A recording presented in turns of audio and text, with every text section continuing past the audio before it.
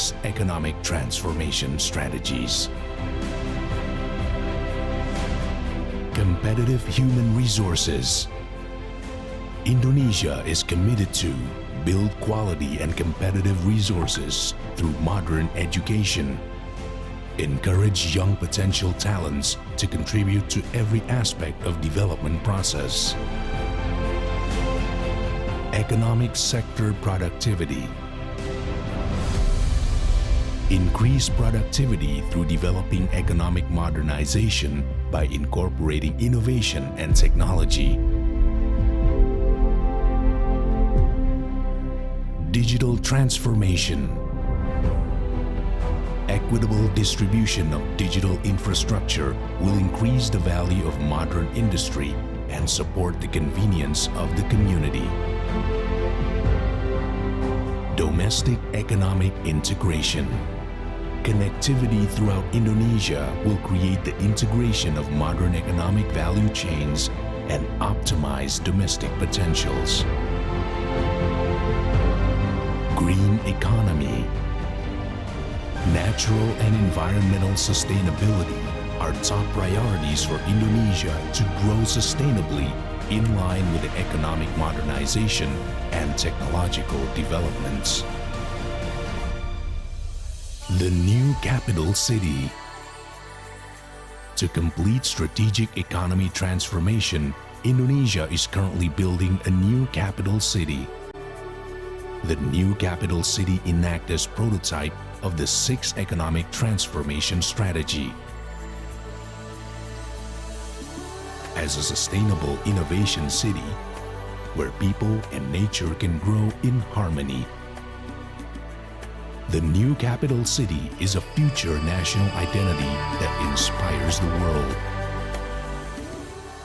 Through the development of 6 major economic clusters, Nusantara will become an economic superhub by promoting more inclusive and equitable economic growth to become the central of government excellence.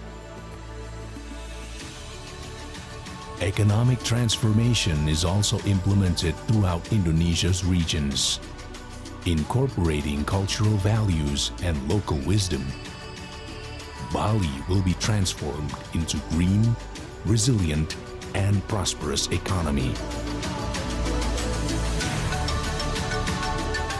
To accelerate infrastructure provision, we implement innovative financing in a form of blended finance and public-private partnership.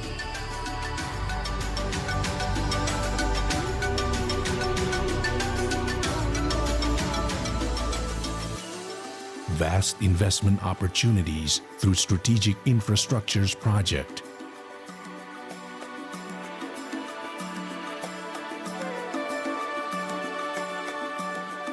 And promote sustainable investment as a way of supporting business growth while preserving the environment. Considerable efforts have been made in accelerating the implementation of innovative financing scheme.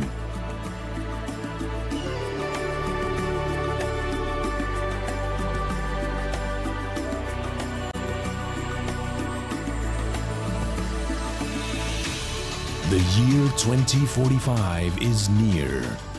Standing as a sovereign, advanced, just, and prosperous nation isn't only a dream, where sustainability is a way of life. Ensuring no one is left behind.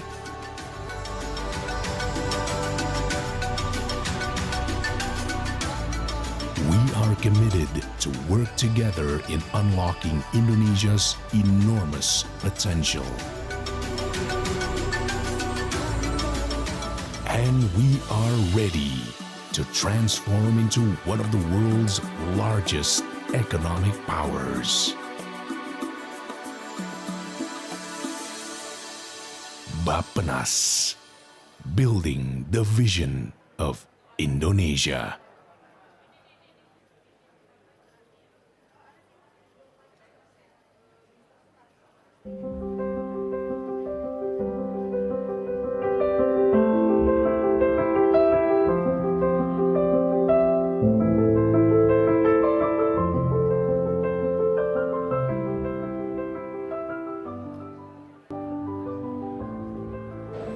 Selamat datang di BW Suite Belitung. Terima kasih atas kepercayaan Anda telah memilih kami sebagai tempat mengadakan event. Izinkan kami menginformasikan prosedur keamanan dan keselamatan pada saat terjadinya keadaan darurat. Karena keselamatan Anda adalah keutamaan kami. Saat ini, kita berada di Tanjung Tinggi Ballroom lantai 1. Ruangan ini adalah ruangan bebas asap rokok dan telah dilengkapi dengan alat pendeteksi keadaan darurat seperti water sprinkle, smoke detector, speaker, APAR yang berada pada dinding koridor sebelah kiri ballroom, dan map keadaan darurat berada pada dinding sebelah kiri ballroom.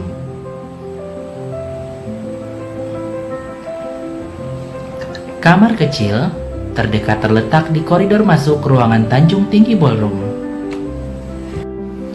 Saat ini, kita tidak sedang melakukan pelatihan keadaan darurat. Dalam keadaan darurat, ada 2 pintu keluar terdekat, seperti petunjuk arah berwarna merah pada gambar. Alarm dan pengeras suara akan berbunyi untuk memberikan peringatan kepada Anda. Kami mengimbau untuk tidak menggunakan lift. Selanjutnya, karyawan kami yang berada di sekitar akan mengarahkan Anda ke tempat berkumpul atau assembly point. Assembly point berada di area luar ballroom dan sekitar 100 meter dari lobi area.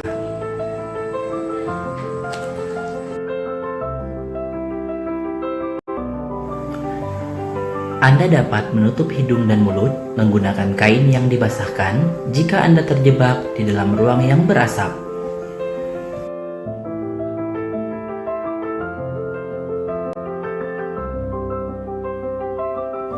Jika keadaan darurat dikarenakan gempa bumi, maka kami harapkan Anda agar tidak panik dan segera berlindung di tempat yang aman dan kokoh seperti berlindung di bawah meja. Setelah guncangan reda, ikutilah petunjuk untuk berjalan cepat ke arah tempat berkumpul atau assembly point dengan tetap melindungi kepala dan kolam renang. Dalam keadaan cuaca buruk, Anda tidak diperkenankan untuk melakukan aktivitas di luar ruangan, termasuk berenang. Jika Anda dalam keadaan kurang sehat, in-house clinic berada di lantai 1 di sebelah Tanjung Tinggi Ballroom.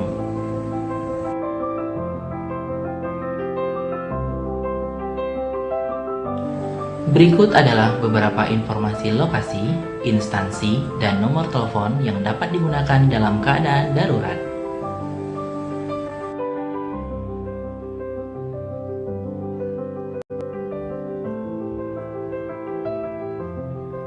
Demikian informasi yang dapat kami sampaikan. Semoga acara hari ini berjalan dengan lancar. Terima kasih atas perhatiannya dan selamat beraktivitas.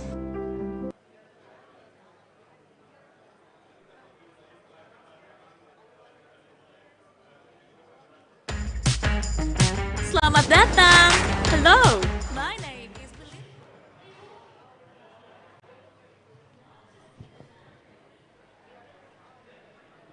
because I'm offering an unforgettable experience. They say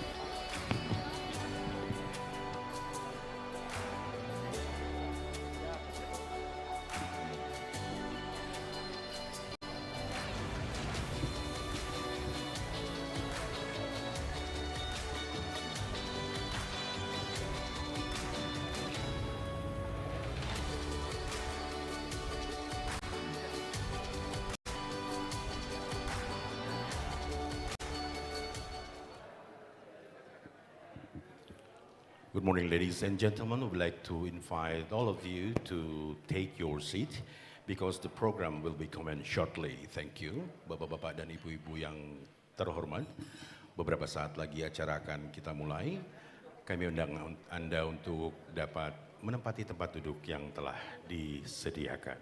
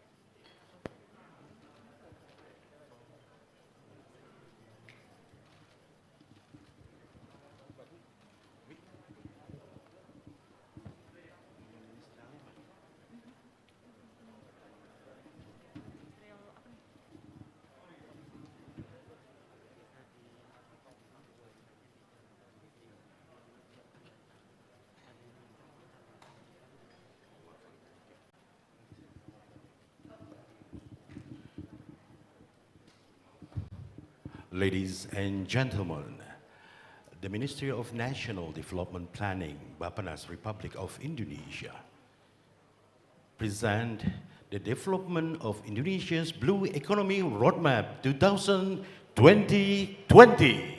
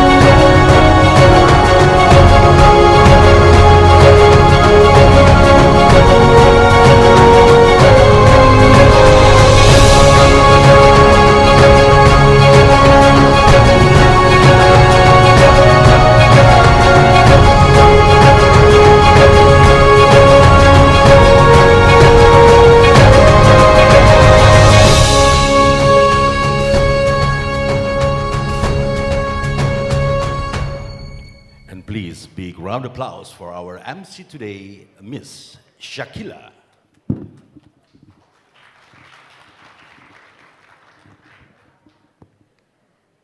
Distinguished guests, ladies and gentlemen, before we start the event, we would like to explain the guidance for the event. This event is held both in person and online and will be presented full in English. In the discussion session, the participant can ask questions in Bahasa Indonesia, and the moderator will translate them to English. For the online participants, please make sure that your microphone is muted. You may ask questions through the Q&A menu in the Zoom application, and also in writing, which format is shared by the committee in the chat box. Due to the limited space in the ballroom, we provide the viewing room on the second floor. Participants can fill out a survey about the economic impact of holding the Ministry G20 Development Working Group side event meetings and can scan the QR code to fill out the survey. Thank you. Assalamualaikum warahmatullahi wabarakatuh. Salam sejahtera, shalom, om swastiastu, namo buddhaya, salam kebajikan. Good morning, ladies and gentlemen. It's an absolute honor to welcome all of you to Belitung. My name is Sakila Cahyamentari Isgani. I am very honored to serve you as your master of ceremony for today's event. On behalf of the committee, we would like to extend our warmest welcome to our honorable guest, His Excellency, Minister for Development Cooperation and Nordic Cooperation Denmark, Mr. Flemming Mola Mortensen. His Excellency, Regional Representative Council of Bangka Belitung Island, Mr. Darmansyah Hussein. His Excellency, Acting Governor of the Bangka Belitung Island, Mr. Ridwan Jamaluddin. His Excellency, Executive Secretary Ministry of National Development Planning, Secretary of National Development Planning Agency of the Republic of Indonesia, Mr. Taufik Hanafi. Deputy Minister for Economic Affairs, Ministry of National Development Planning, National Development Planning Agency of the Republic of Indonesia, Ms. Amalia Adininggar Widyasanti. Excellencies, ambassadors, all of our excellent speakers, G20 Development Working Group delegates, representatives from line ministries and Bangka Belitung Island local government, development partners, and all of our guests joining us today here in Belitung Island or through virtual channels. We are very honored and happy to have you here today on Wednesday, the 7th of September 2022, and we are here for the ministerial meeting G20 Development Working Group site event held by the Ministry of National Development Planning, Bappenas. On today, we are going to talk about the development of Indonesia Blue Economy Roadmap. To warm up this morning, may we have a very big round of applause to kickstart today's event. Thank you. Ladies and gentlemen, our honorable guest, today's meeting aims to provide room for policymakers, development actors, and international partners to share ideas and country experiences on the development of blue economy. Today's seminar will be divided into 3 sessions. Session 1, the existing condition of blue economy sector. Session 2, blue economy development strategy. And Session 3, initiatives in the scope of blue economy. Through this event, Indonesia hopes to contribute to the formulation of policy recommendation on the development of Indonesia's blue economy roadmap, as well as to recover stronger from the pandemic. Honorable guests, speakers, ladies and gentlemen, before continuing today's event, we kindly ask you to please rise for the national anthem of the Republic of Indonesia, Indonesia Raya.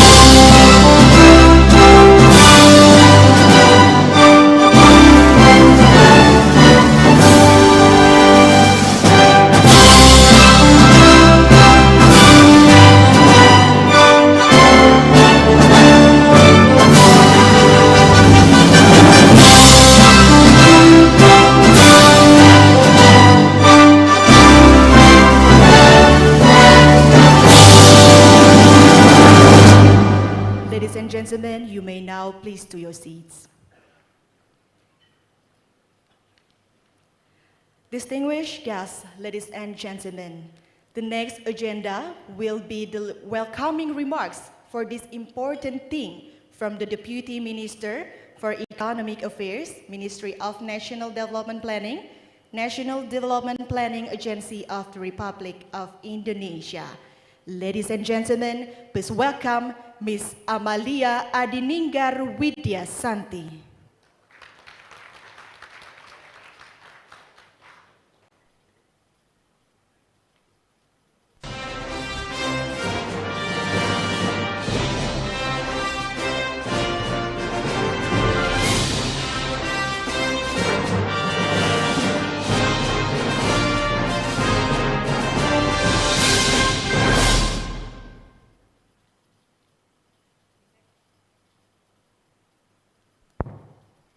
His Excellency, Minister of National Development Planning, Head of Bappenas of the Republic of Indonesia, Bapak Suharso Monoarfa, that will be coming very soon to this room.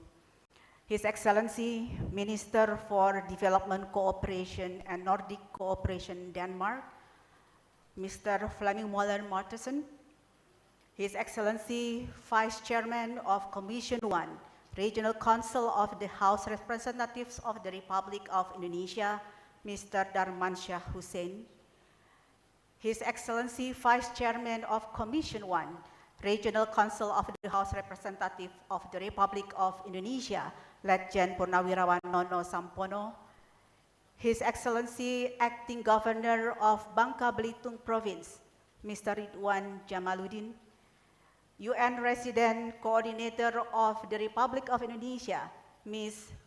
Valerie Julian, Country Director of ILO for Indonesia and Timor-Leste, Ms. Michiko Miyamoto, Director for OECD Relations and Cooperation, Mr. Andreas Kal, CEO of Econusa, Mr. Bustar Maitar, the honorable delegates of the G20 Development Working Group, all representatives from ministries and local government, distinguished guests, ladies and gentlemen, Assalamualaikum warahmatullahi wabarakatuh.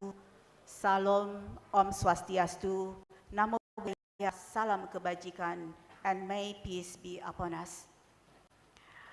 Ladies and gentlemen, I would like to extend a very warm welcome to all of you to this beautiful island of Belitung. And thank you for attending the Ministerial Meeting G20 Development Working Group side event. Today's seminar, the topic is very much in line with the 4 priority issues raised in the discussion of Development Working Group under Indonesian G20 presidency, particularly related to the enforcing the global commitment to sustainable development, especially on the issue of blue economy.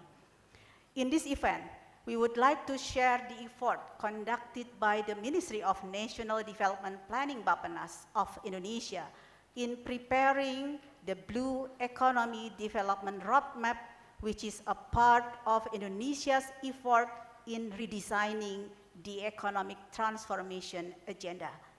This effort is also a journey to reposition of the context of blue economy under the framework of new economic paradigm and blue economy as a cross-sectoral approaches for the benefits for increasing the productivity of our economy. We are planning to have the blue economy roadmap to engage many sectors across ministers and agencies, as well as to promote participation of relevant non-government stakeholders. Furthermore, this roadmap will also include comprehensive analysis on potentials and challenges of the Indonesian marine-based economy, as well as solutions and policy recommendations to drive the development of sustainable blue economy in Indonesia. Honorable ministers, distinguished speakers, ladies and gentlemen, this event is conducted through offline and online platform, and we have got 150 participants attended in this room offline and 670 participants attended from online platform. With this enthusiastic participation, we do hope that the knowledge on blue economy issues and best practices from today's sessions will enrich our understanding on the urgency and the strategic concerns on economic transformation through blue economy development agenda. I would like also to express my gratitude and appreciation to the contribution and partnership from Denmark, Sweden, represented by SWAM Agency, UNRC, UNEP, ILO, Arise Plus Indonesia, and Econusa, as well as OECD, in collaborating with Bappenas to develop the Blue Economy Development Roadmap. And I would like to express our gratitude to all speakers and moderators for participation in the important event. Finally, we wish you all productive meeting, enjoyable side events, and have a pleasant time in the beautiful island of Belitung. Thank you. Wassalamualaikum warahmatullahi wabarakatuh. Thank you to Ibu Amalia Adininggar Widyasanti for delivering welcome remarks for today's event. Ladies and gentlemen, with us today, Mr. Darmansyah Hussein, as Regional Representative Council of Bangka Belitung Island, will deliver his speech regarding the role of Indonesia Blue Economy Roadmap. Without further ado, please welcome Mr. Darmansyah.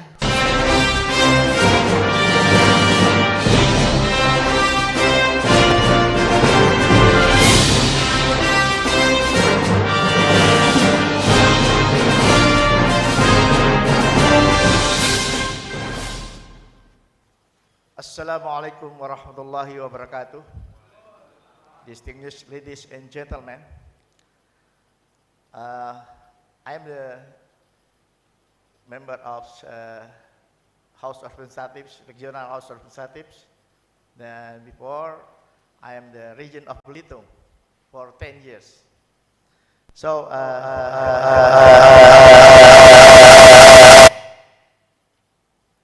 in the context of economic transformation, Indonesia needs to have a new approach and look for new resources of economics. Belitung, one of the sample how we make the roadmaps of the efforts that have been made to support blue economic.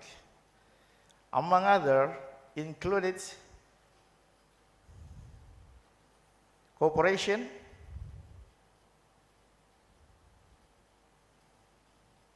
between countries around the South China Sea. We, Indonesia,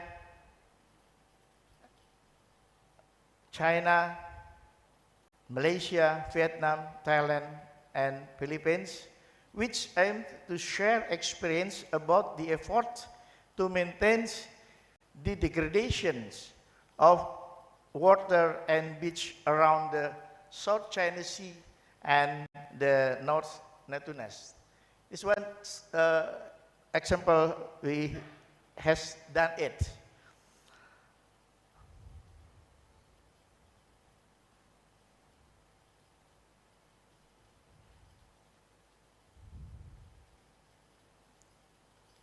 Belitung concentrations in mangrove forests, coral reefs, and padang lamun.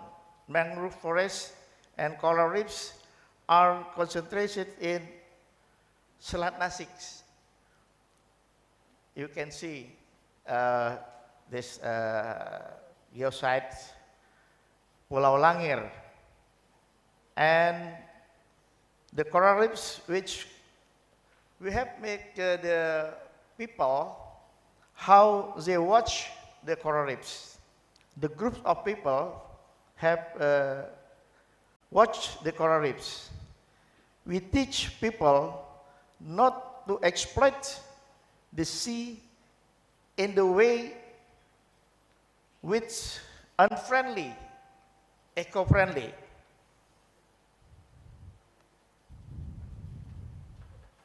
And since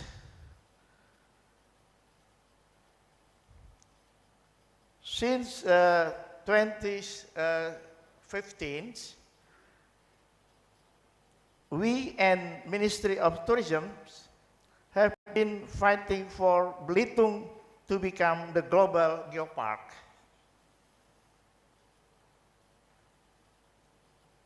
By UNESCO. And since 2 years ago, the status has been officially granted by UNESCO. You can see.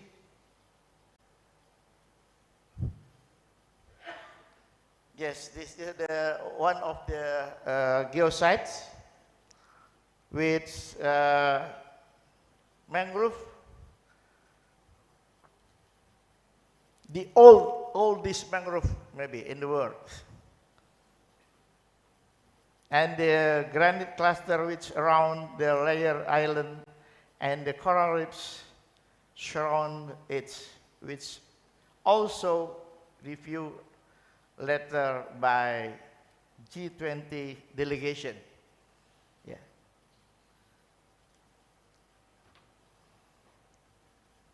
Thank you very much. Assalamualaikum warahmatullahi wabarakatuh. Let us give a big round of applause for Mr. Darmansyah Hussein. Thank you so much, Mr. Darmansyah Hussein, for your speech. Ladies and gentlemen, our next speaker, Mr. Ridwan Jamaluddin, as the acting governor of the Bangka Belitung Island, will talk about the potential of natural and human resources in Bangka Belitung Island. Without further ado, please welcome Mr. Ridwan Jamaluddin. Thank you and very good morning, ladies and gentlemen, those who are present in this room as well as those who are present virtually. Excellencies, Honorable Minister of National Development Planning, Head of Bapenas, Pak Suharso Monoarfa, will be coming soon. Honorable Minister for Development Cooperation and Nordic Cooperation of Denmark, welcome sir. And representative of UNIC as well as of ILO, welcome, and we really appreciate your time, your valuable time to visit Belitung, the island of rainbow troops, Laskar Pelangi, as stated in the very famous movies in Indonesia a couple of years ago. Pak Darmansyah, Bapak Ibu sekalian, again, welcome to this province, Bangka Belitung province, one of the archipelagic province in Indonesia. So blue economy is highly relevant for us. We incredibly honored to host this development working groups of G20 with the slogan of Recover Together, Recover Stronger. Indonesia's G20 presidency will promote cooperative efforts for global economic recovery. In light of the event's theme, Indonesia is working to advance its blue economy in line with the SDGs set forth by the United Nations, supported by technology, tourism, and energy innovations. For ages, the oceans has been Indonesia's lifeblood. Even a kid's song called Nenek Moyangku Orang Pelaut, which is literally translated as our ancestors were seamen or sailors. Sailing, which is Indonesia's blood, has been imprinted since the 5th century before Christ. Long before Europeans discovered Africa, long before Admiral Cheng Ho, a Chinese sailor, arrived in Semarang in the 14th century.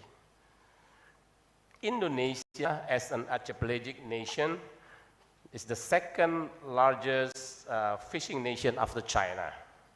Its ocean forms a significant portion of the Coral Triangle, which is home of 76% of the world's coral species and 37% of the world coral reef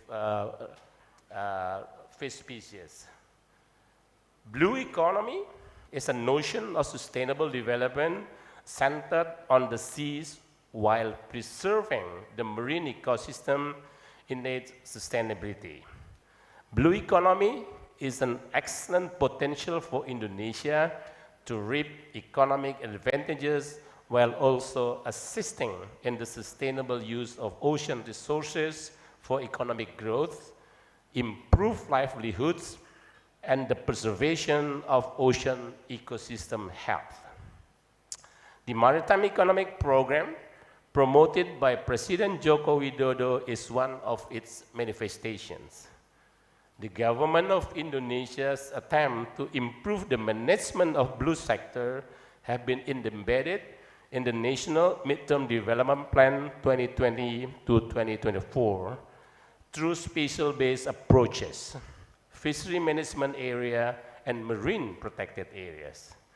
Based on the Ministerial Regulation of Maritime Affairs and Fishery number 18/2014, fisheries management area is defined as an area for fishing, fish cultivation, conservation, research, and fishery development, which includes inland waters, archipelagic waters, territorial seas, additional zone, and Indonesia's exclusive economic zone. While referring to the government regulation number 60/2007, marine protected area is defined as protected marine zones managed by a zoning system to create sustainable development of fisheries resources and its environment. In other words, the WPP divides Indonesia's water territory into 11 parts to ease fishery management, while KKP selects particular Indonesia's water territory to be protected. The Ministry of Maritime Affairs and Fishery has designated a marine protected area covering 28.4 million hectares. This MPA comprised of 5.3 million hectares of national MPAs, 18.5 million hectares of regional MPAs, and 4.6 hectares of conservation areas belonging to the Ministry of Environment and Forestry. Marine protected area is designed for fishery management, tourism promotion, and maintaining biodiversity.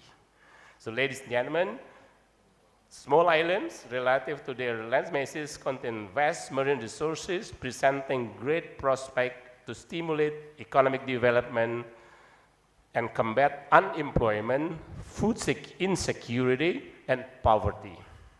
In addition, they are most adversely affected by the degradation of marine resources.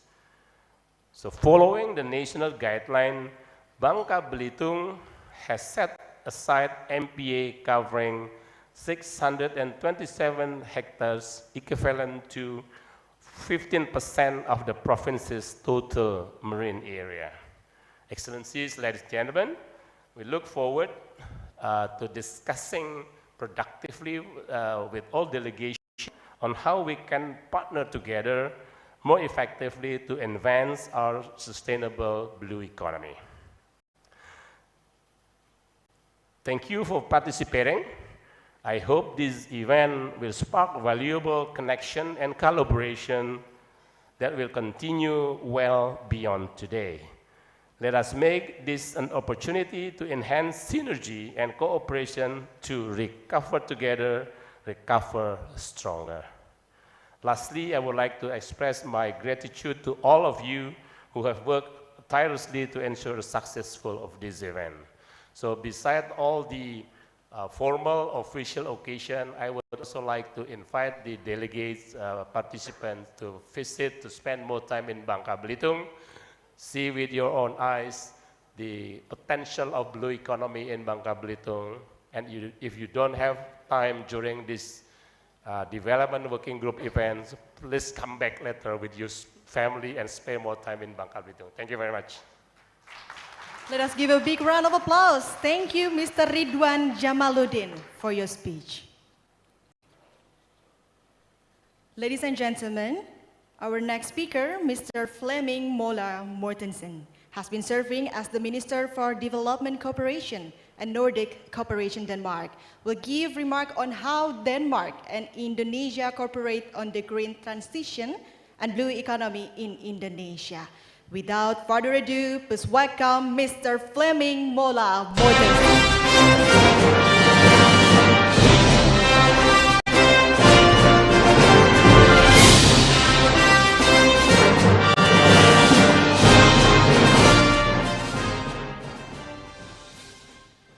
Thank you very much. Thank you, Deputy Minister Amalia, Governor Ridwan, distinguished colleagues, ladies and gentlemen. I'm really pleased being here and looking at the distance between Indonesia and Denmark. Despite the distance, it's so nice to see how close we cooperate and how necessary it is that we cooperate countries between. I'm honored to participate in this important G20 side event here today. We meet here today as the world is facing a triple global crisis of food, energy, and financing. And we can still feel the effect of the COVID-19 pandemic. On top of that, the unjust war in Ukraine has dramatically increased prices on energy and food, sending shock waves across the globe. And we see financial instability, inflation, and increasing debt rates, and we are facing social unrest. As always, the poorest and most vulnerable are hit the hardest. To address this triple crisis, the UN Secretary General has established a global crisis response group, and he has appointed Indonesia's president and the Danish prime ministers as champions for this group. One conclusion from the crisis group is really crystal clear. Accelerating energy transition across the world is urgent, really urgent. Indeed, the blue economy is a driver on both demand and supply of clean energy, and thus the green transition. Against this backdrop, I want to make 3 points. Firstly, a strong blue economy must be based on a just and equitable green transition. Blue economy and green energy transition must go hand in hand. And we applaud Indonesia for making energy transition as a priority in the G20. And secondly, we need strong public-private partnerships in the blue economy across sectors, countries, and regions. Ambitious, predictable, and transparent policy frameworks are key to create investor confidence and to attract private investment to green blue economy. And thirdly, we need strong regional and multilateral collaboration to address cross-border issues of the blue economy. And the Danish government is walking the talk at home and abroad. And we will increase land-based wind and solar power by 4 times in 2030. We will increase offshore wind capacity more than 10-fold by 2050. And thereby, we will supply over 230 million households with green electricity and produce green hydrogen for decarbonization of shipping. We do it in collaboration with other countries, our regional approach should inspire regional collaboration elsewhere. We apply for people-centered approach, and we strengthen stakeholder engagement. Public buy-in increases of local communities benefit directly from investments as shareholders or otherwise. And we will end oil and gas production in the North Sea at least by 2050. And we have already stopped issuing new licenses for production. And we are sharing our experiences and expertise with partners. And we are setting up the Global Offshore Wind Alliance to upscale offshore wind globally by 380 gigawatt in 2030. And we invite all G20 countries to join the alliance. And when we look to Indonesia, we see an abundance of natural resources for energy transition. Indonesia could become the green leader for the Southeast Asia region. The key is to attract the required private investments, to have ambitious, predictable and transparent policy framework, and the right incentives. A level playing field between green and fossil energy supply will require reforms of expensive fossil fuels subsidies. We collaborate on energy transition in support of Indonesia's green leadership ambitions. Based on Danish experiences and expertise, we work on long-term energy plan and regulation. We work on integration of the renewable energy in the energy supply and the energy efficiency. And we have set up the Sustainable Islands Initiative to support ambitious provinces and islands in their shift towards a green and low carbon economy. And we are sharing models and instruments for innovative and blended public and private climate finance to bring in both technology providers and private investments. Climate finance is essential. Therefore, Denmark has set ambitious targets we encourage others to follow. And in the maritime sector, accelerating energy transition provides huge opportunities to shipping nations such as Indonesia and the G20. Decarbonization of international shipping and global cooperation on green fuels and green corridors along trade routes are gaining speed. The Danish shipping company Maersk has set a target to become climate neutral by 2040, pushing global demand for green ship fuels and infrastructure. And in Denmark, we have established a government committee to link the green and blue economy and engage private sectors, actors across the entire value chain. And Indonesia has a strategic location and the potential to become a green shipping hub and provider of green fuels for the global shipping fleet. It will both create new jobs and protect the maritime ecosystem. And therefore, we are setting up a maritime program on climate neutral shipping, maritime spatial planning, coastal preservation, marine protection, as well as economic zones and investments in infrastructure. And we are eager to engage world-leading Danish maritime technology providers as well as Danish investors.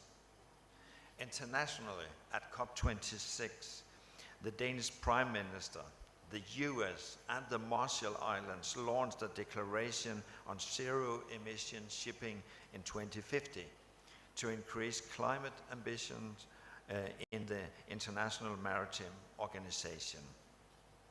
And we invite Indonesia G20 countries to join the declaration and push for higher ambitions. Later today, I will visit the mangrove of this beautiful island, another nature-based solution. And Denmark is supporting Indonesia's ambitious national goal of restoring 600,000 acres of mangroves. And mangroves are unique for their biodiversity. They also preserve the coastline against climate change and are one of the most effective carbon sinks. By supporting mangroves areas, Indonesia can push forward the ambitions to be net zero from 2060 to earlier. Lastly, the waste challenge illustrates the importance of stronger regional and global cooperation.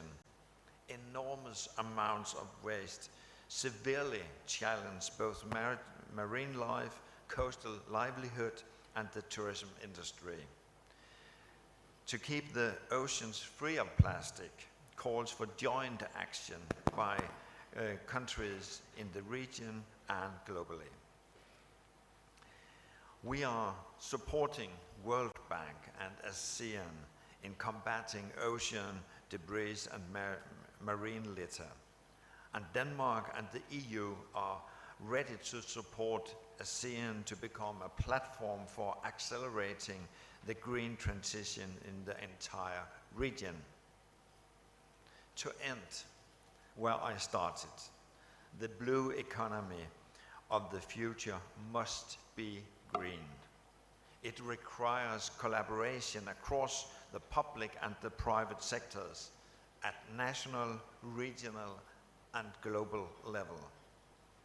A green-blue economy can help address many of the current and future global challenges and link sustainable development and climate actions, leaving no one behind. Really a pleasure being here in Belitung today, together with all of you. Thank you very much.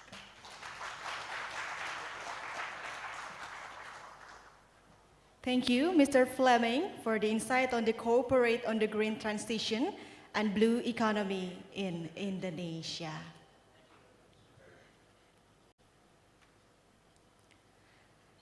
Distinguished guests, ladies and gentlemen, we remind participants can fill out a survey about the economic impact of holding the Ministry G20 Development Working Group site event meetings and can scan the QR code to fill out the survey.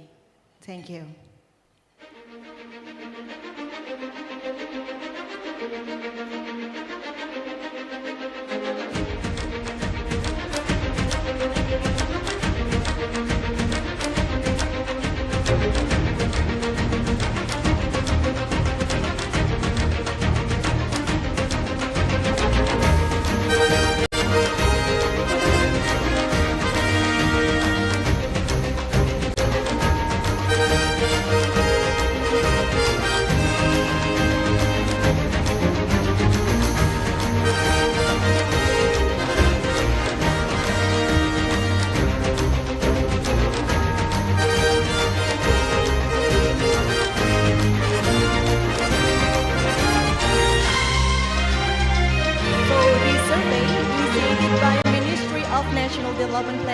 National Development Planning, Republic of Indonesia. Let us give a big round of applause.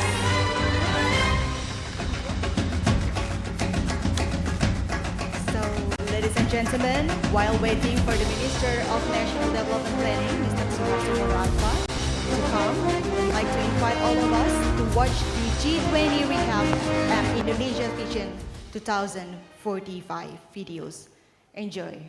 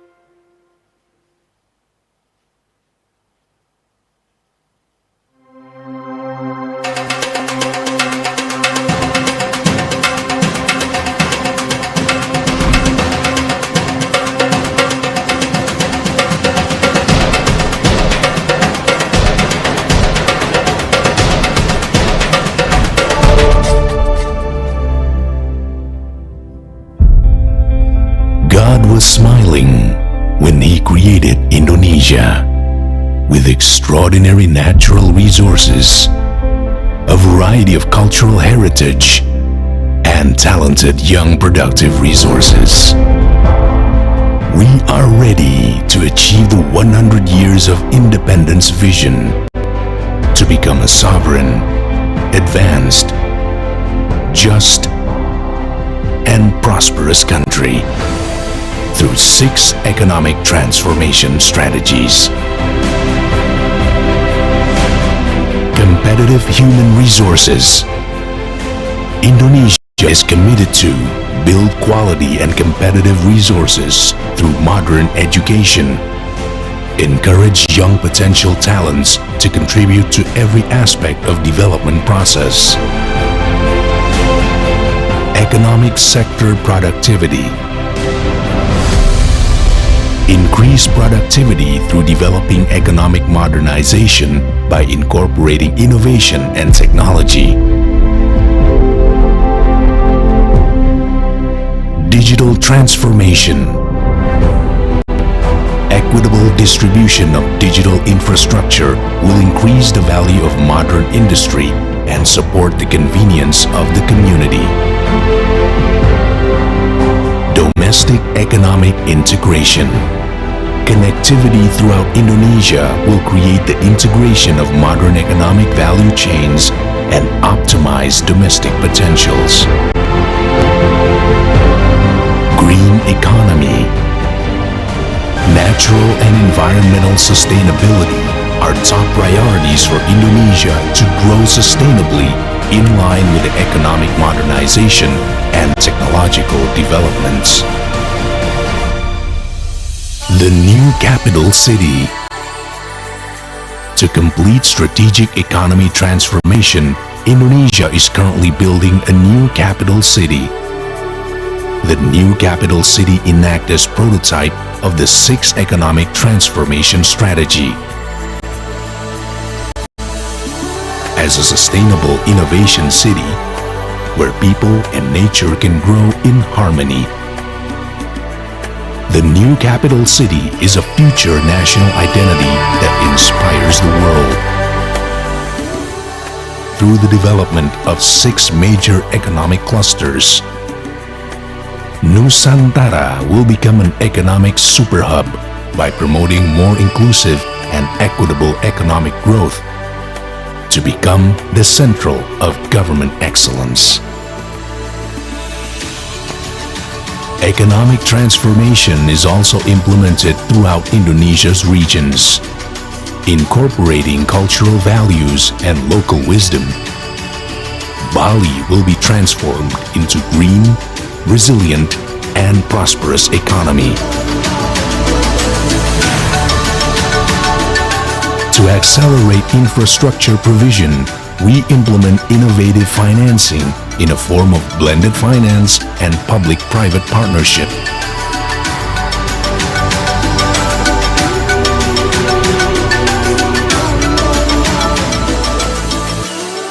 Vast investment opportunities through strategic infrastructure project.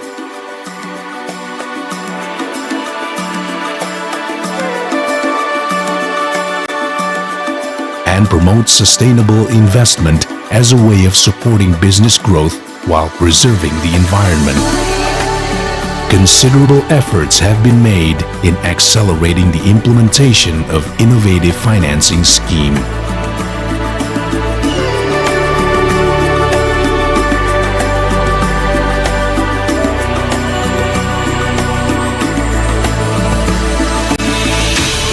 The year 2045 is near. Standing as a sovereign, advanced, just, and prosperous nation isn't only a dream, where sustainability is a way of life. Ensuring no one is left behind.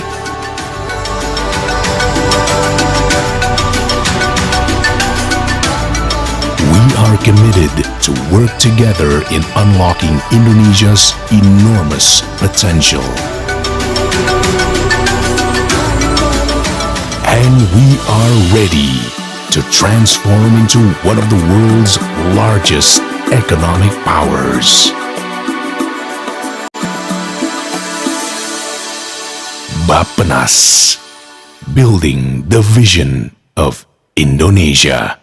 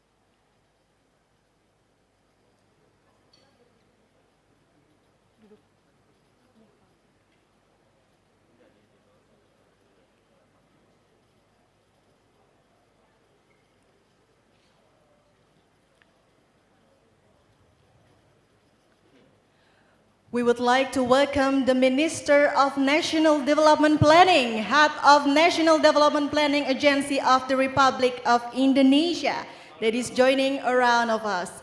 Once again, let us give a big round of applause for the Mr. Suharso Monoarfa.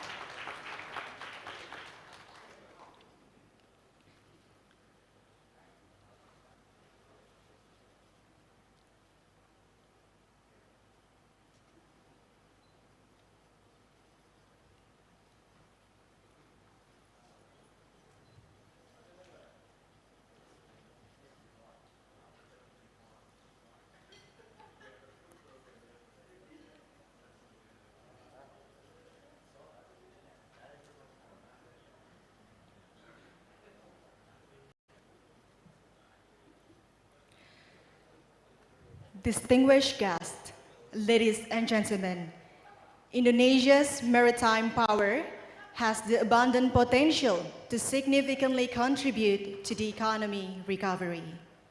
His Excellency Mr. Suharso Monoarfa, as the Minister of National Development Planning, Head of National Development Planning Agency of the Republic of Indonesia, will set the context of our event today is the role of blue economy in Indonesia's economic transformation strategy. Without further ado, kindly be invited His Excellency Mr. Suharso Monoarfa to take the stage.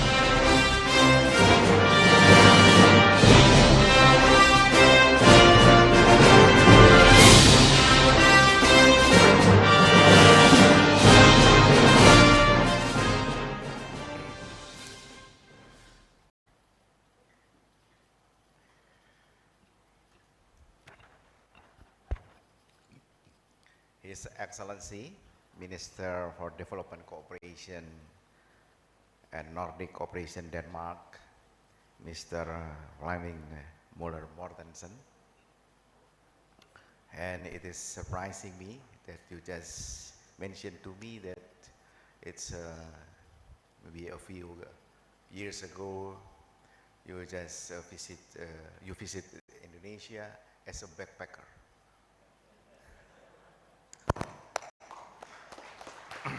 So now you visit this beauty island of Indonesia in Belitung.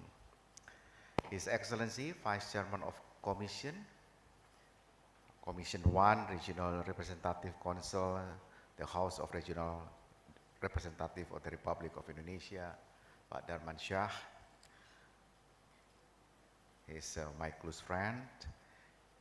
His Excellency, Vice Chairman of Commission, Pak Nono Sampono is there, and His Excellency Mr. Ridwan Jamaluddin, the Governor of Bangka. He is also the Director General, so sometimes I call him Governor General. So Governor General means something in the Dutch area, in the colonial area era at that time.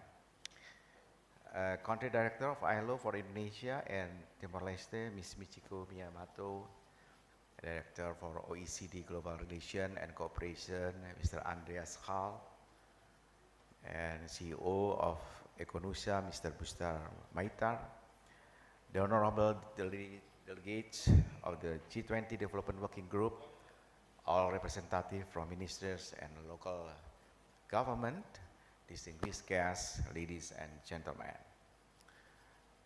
Very good morning. Best wishes for all of us here. Assalamualaikum warahmatullahi wabarakatuh. We proudly welcome you to Belitung. This is the island with a long story. I understand this is one of the about 210 million years ago. This is have a lot of story. behind this Belitung Island. I think better if Pak Governor can give us the story of the Belitung. And it is an honor and pleasure for me to deliver keynote address on the development of Indonesia Blue Economy Roadmap on the beautiful Belitung Island. The G20 economies are no exception from being impacted by the COVID-19 pandemic. Several economic risks such as energy shortage, supply chain disruption, and the challenges of the transition from fossil fuels have hampered the global economic recovery process. And in addition, inflation in many countries due to supply chain disruption combined with resurgent consumer demand and higher commodity prices have also increased the economic recovery's downside risk. However, the underline is that pandemic has created pressures not only on the economy but also on social and environmental aspects.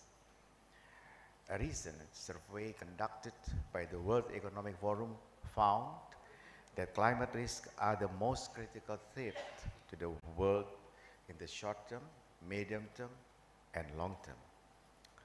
At the same time, we are facing recent and future challenges to return to normalcy and accelerating economic growth, which is still central to our forward-looking agenda.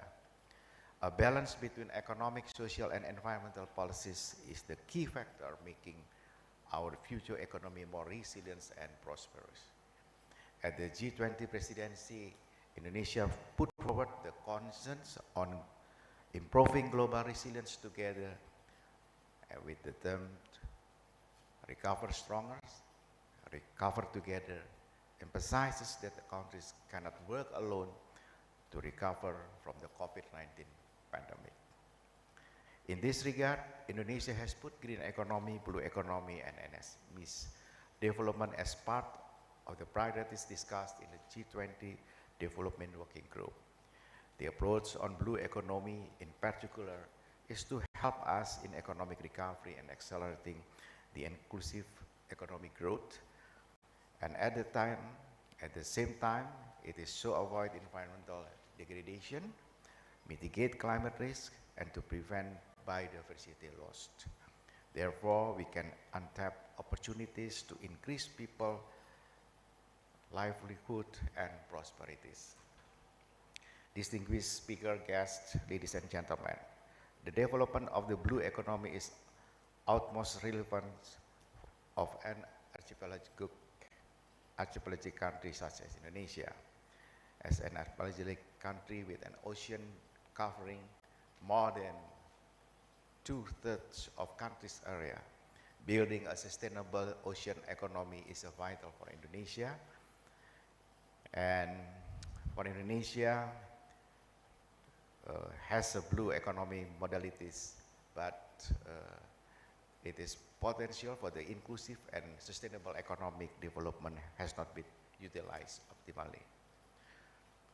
Blue economy is potential for accelerating the future Indonesian and global economic growth and achieving sustainable development agenda.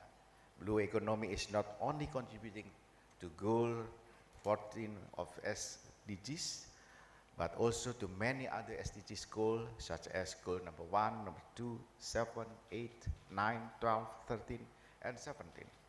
Blue economy will lay the groundwork of strategies for Indonesian economic transformation in post-COVID-19 pandemic. Transition towards blue economy is a necessity for a country like Indonesia because it offers unprecedented opportunity to recover and structurally transform economy and social systems. Therefore, Indonesia will not rely on commodity-based sectors of ocean, but will lay on the creation of value, innovation, and knowledge-based ocean economy. Indonesia would like to take leadership on blue economy development in the global agenda, considering our ocean strategic geopolitical condition, abundant natural capital of our ocean, as well as the need to have a new sources of economic growth.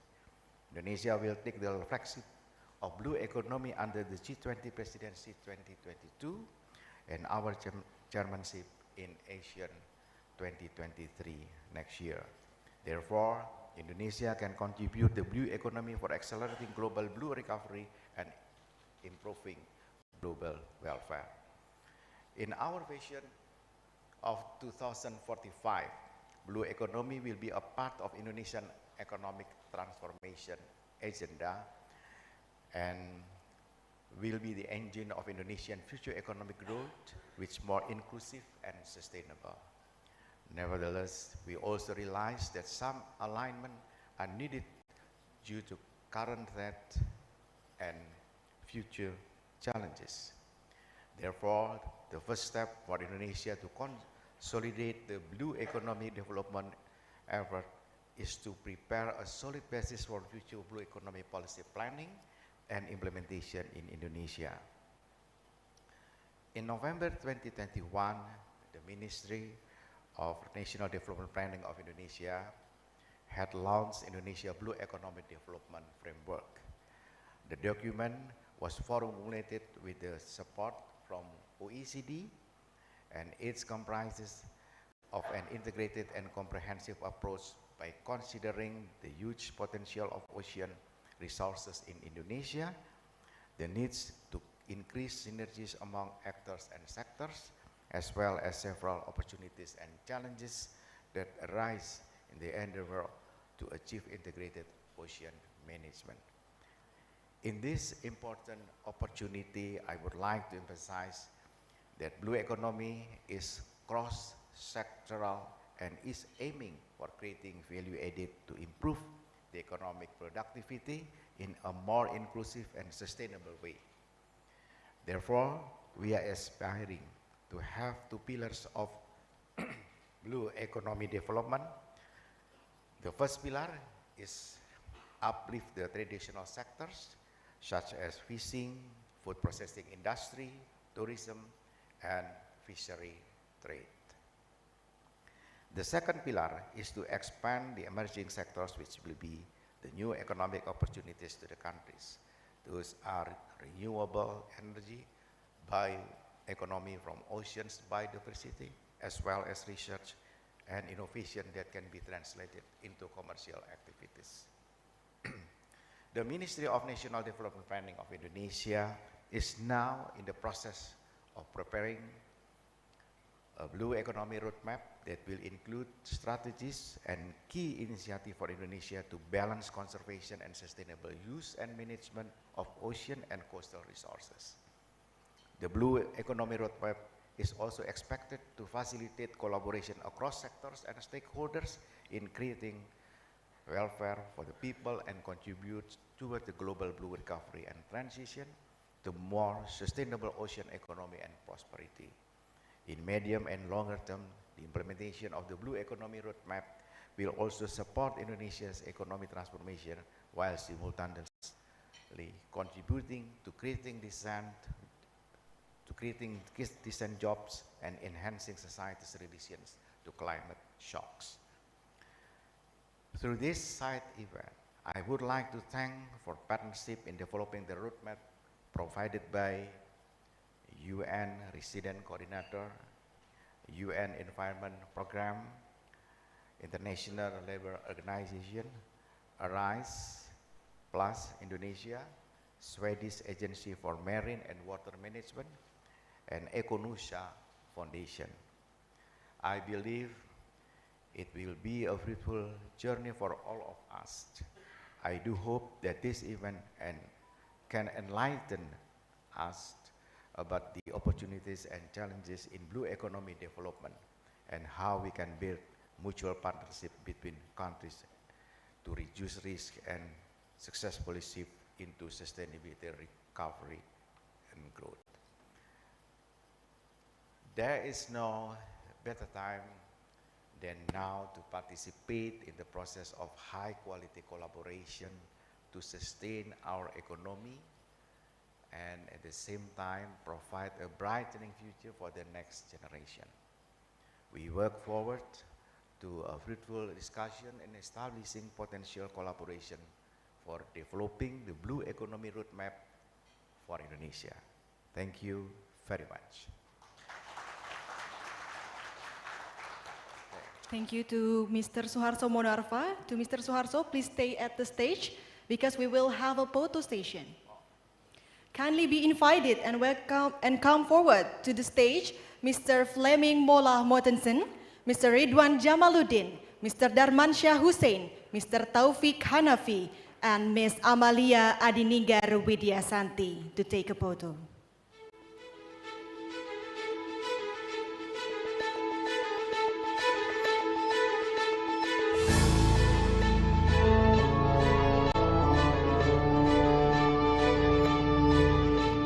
Now we have all photographers ready, and I'm expecting all of you on the stage to show your best smile. On count of 3, we have our big smile saying G20 together. In 1, 2, 3, G20! Alright, once again, say G20 together, okay? In 1, 2, 3, G20! All right, thank you so much for your time. You may return to your seat. All right, once again. Okay. And the number is still not really high compared to the services sector. It is because the wages in figure 4, for example, the average wages in forestry, fisheries, and agriculture sector is relatively lower compared to the other sector. Next. And in terms of export and import, we can see that Indonesia is a net exporter for marine fisheries, aquaculture, and hatcheries. But on the other hand, the trade balance is still negative because Indonesia still have many import for example, ship, port equipment, and high technology and other manufacturing. Next. For sectoral analysis, we try to distinguish based on 6 sectors: capture fish and aquaculture, renewable energy, marine-based manufacturing, R&D and education, marine conservation or protected area, and then tourism. Next. And this is actually, we already identified what is the indicators that can represent supply and demand side for capture fish. For example, from supply side, we have proportion of fish stock and then pond cultivation production. From the demand side, we have export value and also the average fish consumption rate. However, the gap is still exists. Consider the number of population in Indonesia is very huge. Next. And this is renewable energy sector. So actually renewable energy can cover like solar, wind, and the other source of renewable energy. And we have some data from the Ministry of Energy. In supply side, for example, the indicators is like primary renewable energy supply by sources and then install capacity. From the demand side, one of indicators like final energy consumption by sector. Actually, in figure 7, we can see that proportion of renewable energy to consumption in Indonesia is increasing, whether the number is still lower than conventional energy. Next. For the third sector is marine-based manufacturing. It is the most challenging sector that we analyzed. We have value-added number of firms, import in the supply side, and in the demand side, we have export. This is challenging because the data is not only cover blue economy sectors, but also the other sectors. And we try to select what is industry that is related to blue economy, and we have some list in table 5 there is 20 industry or ISIC that can be calculated as blue economy sectors. Next. And then in terms of research and development and education, also the data is still limited in the Ministry of Marine Affairs and Fisheries. We have number of graduate, number of fisheries training, number of school, in terms of R&D, like number of researcher and budget.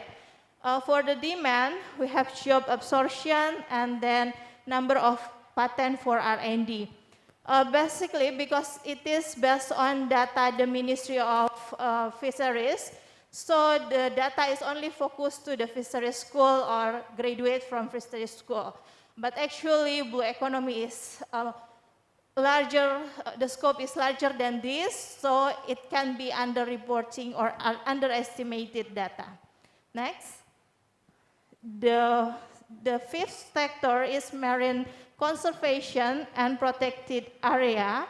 So actually Indonesia already have a lot of number marine area protected. For example, in the latest year is around, is nearly 200 area. And then in terms of demand, there is also some target that the government already set. For example, percentage of coral reef condition by region, and then plastic waste control target from upstream industry sectors. 2.5 minutes. Okay, thank you, Pak. Okay, this is for the marine conservation protected area. Next, for the last sector is marine-based tourism. Again, this is also can be general, not only a blue economy, but tourism in general. We select like contribution to GDP, foreign research, and the number of marine-based tourism destination. In the demand side, we recommend not only consider the foreign tourist indicators, but also consider demand tourist, domestic tourist indicators. Next.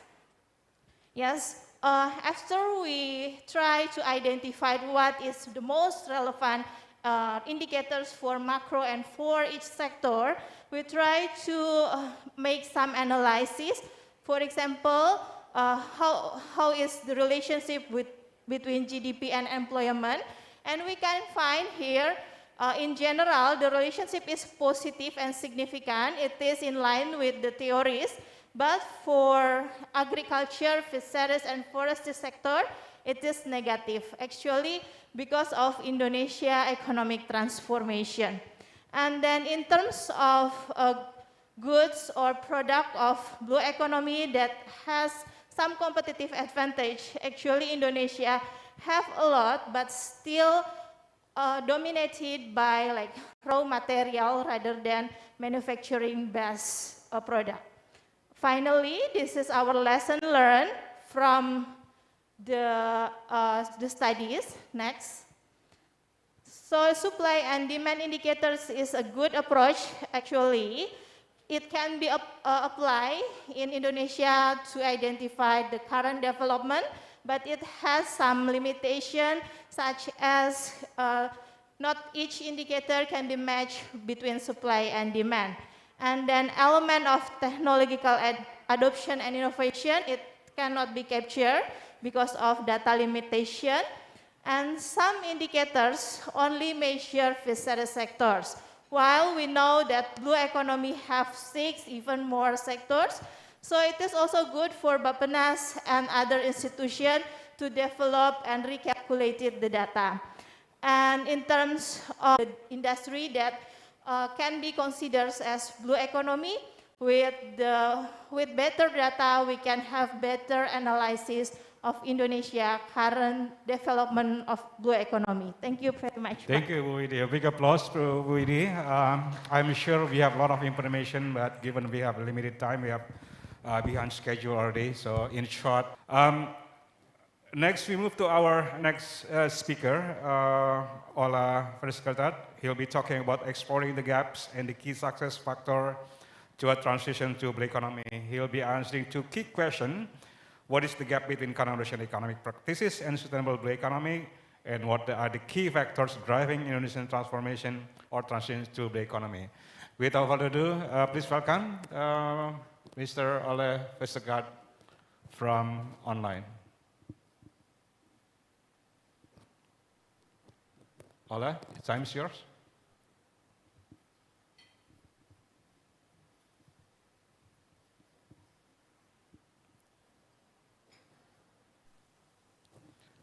Thank you. Can you hear me?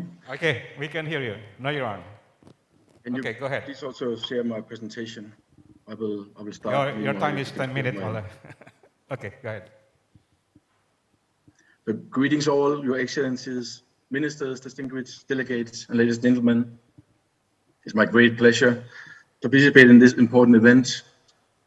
And I thank our partners in Bapanas for organizing this important blue economy development process and inviting UNEP to participate. I just want to see whether you can.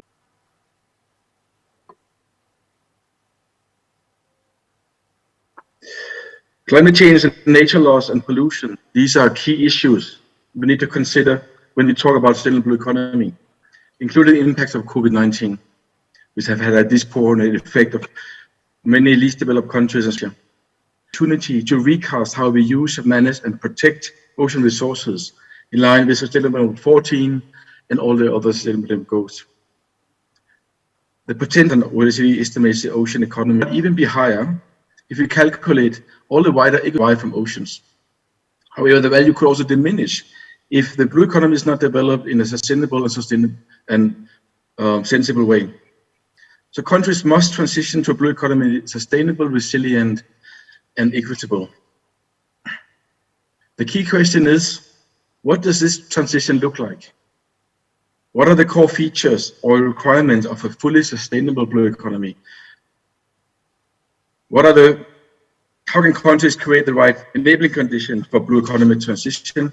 And how will countries know if they are moving in the right direction? A sustainable blue economy can mean different things. There's no one right approach or solution, but it must be designed for the local context and setting in the country.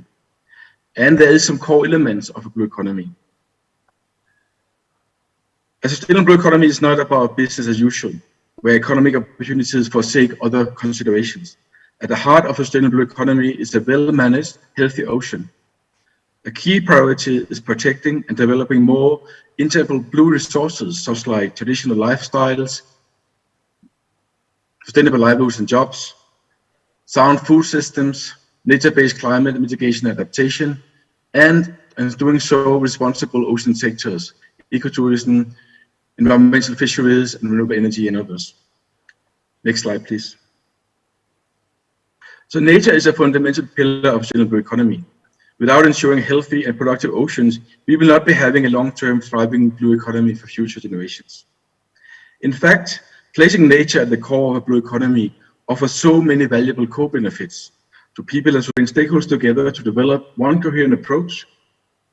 And each activity within the framework intended to be practical and manageable, while at the same time offering sufficient flexibility for regional and local settings.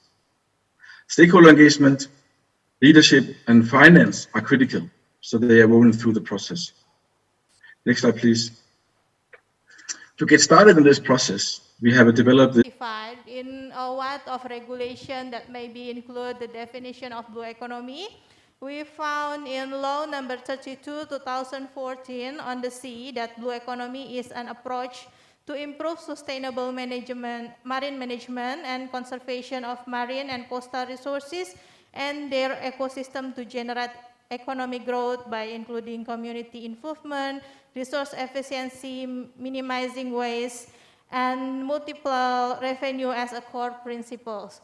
So basically we already have some basis for the definition of blue economy, such as that law, and also based on like international organization, the World Bank itself has some our own definition of the blue economy.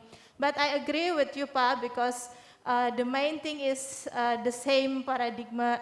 It's not only in Bappenas, but also with the other ministries, such as the Ministry of Fisheries and Marine, and also the coordinating ministry for maritime, for example. The roadmap is still the process, so we still have time to define together, to have the same page where our blue economy will have some aim or purpose. Thank you. Thank you, Bu Widi. Any other question from the floor? Okay, please. Thank you. My name is Khairil Abdini from Bappenas. I just have a very short question, basically. How do we foresee the technology, when we are talking about this blue economy? Say, for example, I don't know whether it is possible in the future that we can have lab-ground fish. Instead of exploiting fish from the sea, we can grow fish in the lab. So that means we can protect also the resources, the environment. Thank you. Yeah, this is something to do with technology. Now it's time, I'll switch to Bu Widi first to answer, and then to Ola. All right, thank you for the question, Pa. Actually, it is our limitation as well, how to measure the technology or any changes in the technology. One of proxy maybe from our studies is related to the macro indicators. It is like ship, port equipment, and parts of, and also high technology and other manufacturing. I know it is not a good proxy, but at least it can give some figure, initial figure of the current technology in Indonesia. Thank you. Okay, Ola, it's about the role of technology in the blue economy. What's your opinion? Yeah, thanks very much for the question. This is a key point, innovation and technology. I think it would be important to look at the blue economy as a whole paradigm in terms of economic development and technology. Key pieces include sustainable consumption practices, circularity in how we deal with natural resources, how we deal with waste, how we reduce pollution. There are a lot of investments in those technologies on circularity. It also offers a number of technology development in how we actually managing marine resources, how we can monitor satellite map resources. And lastly, to the point from the speaker, it's correct that agriculture, land-based or sea-based, provides some promising aspect to reduce the capture fisheries. At the same time, of course, we need to address the pollution and environmental aspects of agriculture. Thank you. Is it possible, this kind of technology to be applied in developing countries such as Indonesia, or is this purely monopolized by a developed country? What do you think? No, it's certainly applicable in most countries, all developing countries. I know there are a lot of effort going on in Indonesia already on both land-based and sea-based agriculture. And that's a very important development area between North and South on agriculture and sustainable fisheries. Okay, great.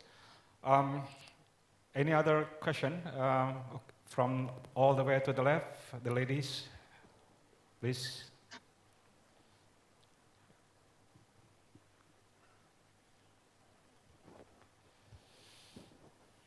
State your name and the question. My name is Mida Saragi. I would like to ask to both panelists, most of our export commodities of fish products are raw fish or live fish, fresh fish. And I'd like to know views from each panelist on how to increase additional value of Indonesia fish products while maintaining the sustainability and also inclusivity. And of course, without leaving the zero waste approach. Thank you. Okay, there's something to do with like circular economies, probably. Bu Widi, you might have answers. Thank you, Ibu Rida, for the question. It is interesting, actually. So based on our export and import data from UNCTAD, that it is true Indonesia still a net exporter for marine fisheries, aquaculture, and hatcheries. So it means that more raw materials or fish itself, but in terms of like seafood processing, sea minerals, and even high technology and other manufacturing, we're still in the position of net importer. So there are maybe some strategies how to increase Indonesia export or production, not only in the raw materials, maybe how to engage in global value chain in terms of blue economy or marine products. It is also can increase Indonesia capacity to produce not only raw materials but also processing product for marine. Thank you, Pak. Thank you, Vidi. Ola, do you have any other advice how to increase, the value added of raw material export from Indonesia to other international markets? I concur with my panelists.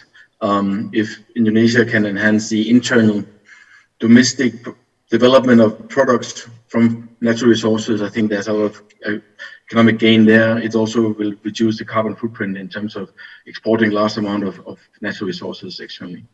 Thank you. Okay, Ella, thanks. Actually, we have limited time, so I'll give another 3 minutes for closing statement for each of the speakers. Bu Vidi, in short, what is the most promising and challenging blue economics in Indonesia? All right, thank you, Pa. So I think Indonesia have a huge potential in terms of the large area of ocean, and also in terms of subsector or sectors itself. Indonesia have a very huge potential in, for example, marine tourism, such as in this island, Bangka and Belitung, but maybe the main homework for Indonesia is how to manage that resources, and then how to optimize like the production, not only sell the raw materials, but also how to maybe invite foreign investor or domestic investment in this area, and to manage in the sustainable way as well. And Indonesia still has some gaps based on our analysis. So a lot of homework can still waiting for the government, for the community, so we can work together to develop a more advanced blue economy in Indonesia. Thank you. Thank you, Bu Vidi. Ola, closing statement, the promise and the challenge of blue economic from your perspective. Yes, thanks for that. I concur with my panelists. There's a little bit of homework, but there are some exciting opportunities for Indonesia to move into a blue economy. One consideration is there's some short-term potentially losses, but there are some long-term gains by transitioning to a blue economy. So that has to be managed.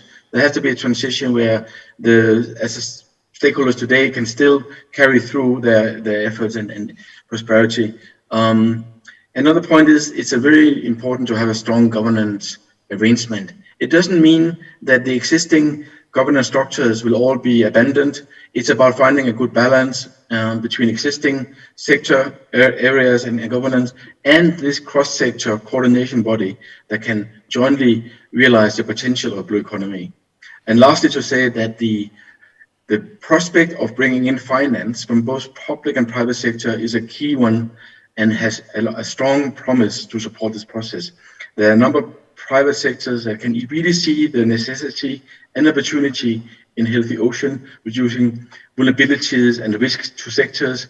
So they are very keen to come in and support this process that can be de-risked by government investments. So I think that's an important point to dive into, and I think in the next 2 days we can maybe explore that in more detail. Thank you. Thank you, Ola. Ladies and gentlemen, of course, we would like to discuss more about this interesting topic. But again, we have 2 more sessions to come, so our session is already completed now. Thank you again, BD. Thank you again, Ola, for joining us from Nairobi. And I'll give this stage to MC. Thank you, Maria. A big applause to both Bu Vidi and Ola.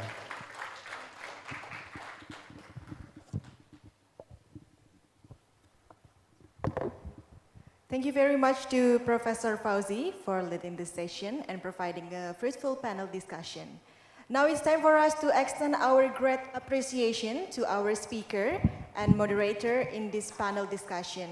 We would like to kindly request all our speaker and moderator to please stand up. To present our appreciation, we would like to invite Chief Inspector Bappenas, Mr. Wismana Adi Surya Brata.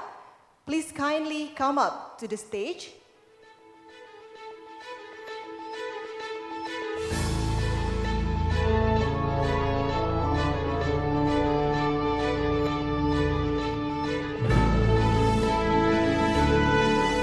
The first token of appreciation we give to Ms. Widi Mugijayani. And the second token of appreciation we give to our moderator, Mr.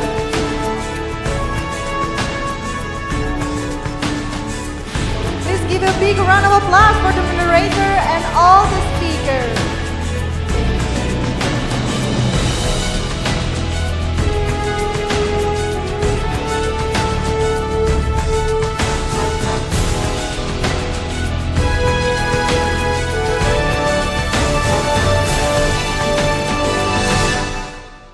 Distinguished guests, ladies and gentlemen, now it's time for us to enter the second session of today's international seminar.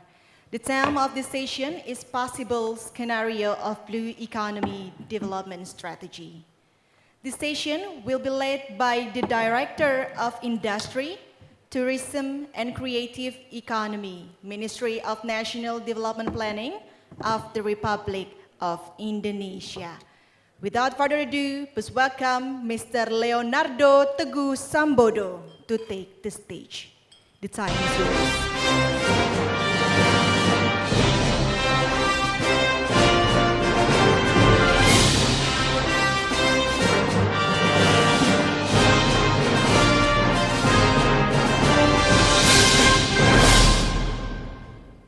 Good morning to all of you, ladies and gentlemen. Thank you for having us to have the second session of this event. Now I would like to invite the distinguished speaker to join us, to join me in on the stage.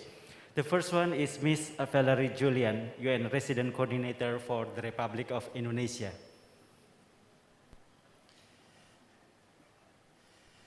How are you, Valerie?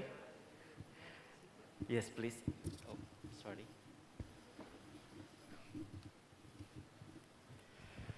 And then I would like to invite the CEO of Econusa Foundation, Mr. Bustar Maitar, to join us.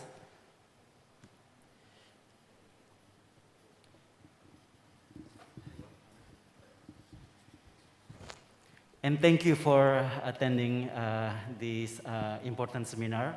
And thank you also for the UNRC for every effort that UNRC has provided to Bappenas in starting to develop this Blue Economy Roadmap. It is a huge initiative by Bappenas, and we hope that we can complete it. We can finalize the Blue Economy Roadmap this year. It is a very tight schedule, but of course we still have plenty of time to discuss. One of the topics that we would like to explore with both of you is the possible scenario of Blue Economy Development Strategy and Blue Economy. So Ms. Valerie, the key question for UNRC is that what are the possible scenarios and strategies for Indonesia transition to Blue Economy, and what are the possible challenges and constraints in implementing the Blue Economy Development Strategy? Maybe you have many perspectives from different countries in the world, and we can learn from you about this. And then to Pak Bustar Maitar, according to your experience, a foundation that has a special focus in the eastern part of Indonesia and in community development, in promoting collaboration with between local governments and research institutions, and how also on how the initiative to accelerate Blue Economy for the development of Indonesia. Maybe blue economy is one of the tools that can accelerate the just and equity throughout Indonesia. And maybe you have some perspective based on the local wisdom and also from your program on how to implement and to accelerate the development of the eastern part of Indonesia using the blue economy approach. Now I would like to invite first maybe Ms. Valerie Julian to provide the perspective. Your time is 10 minutes.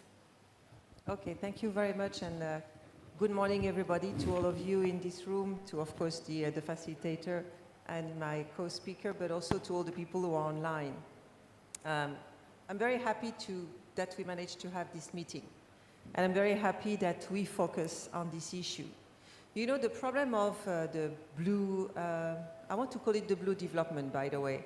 I mean, I have the feeling when we say blue economy, it means that we continue to focus very much on the productive side, generating money.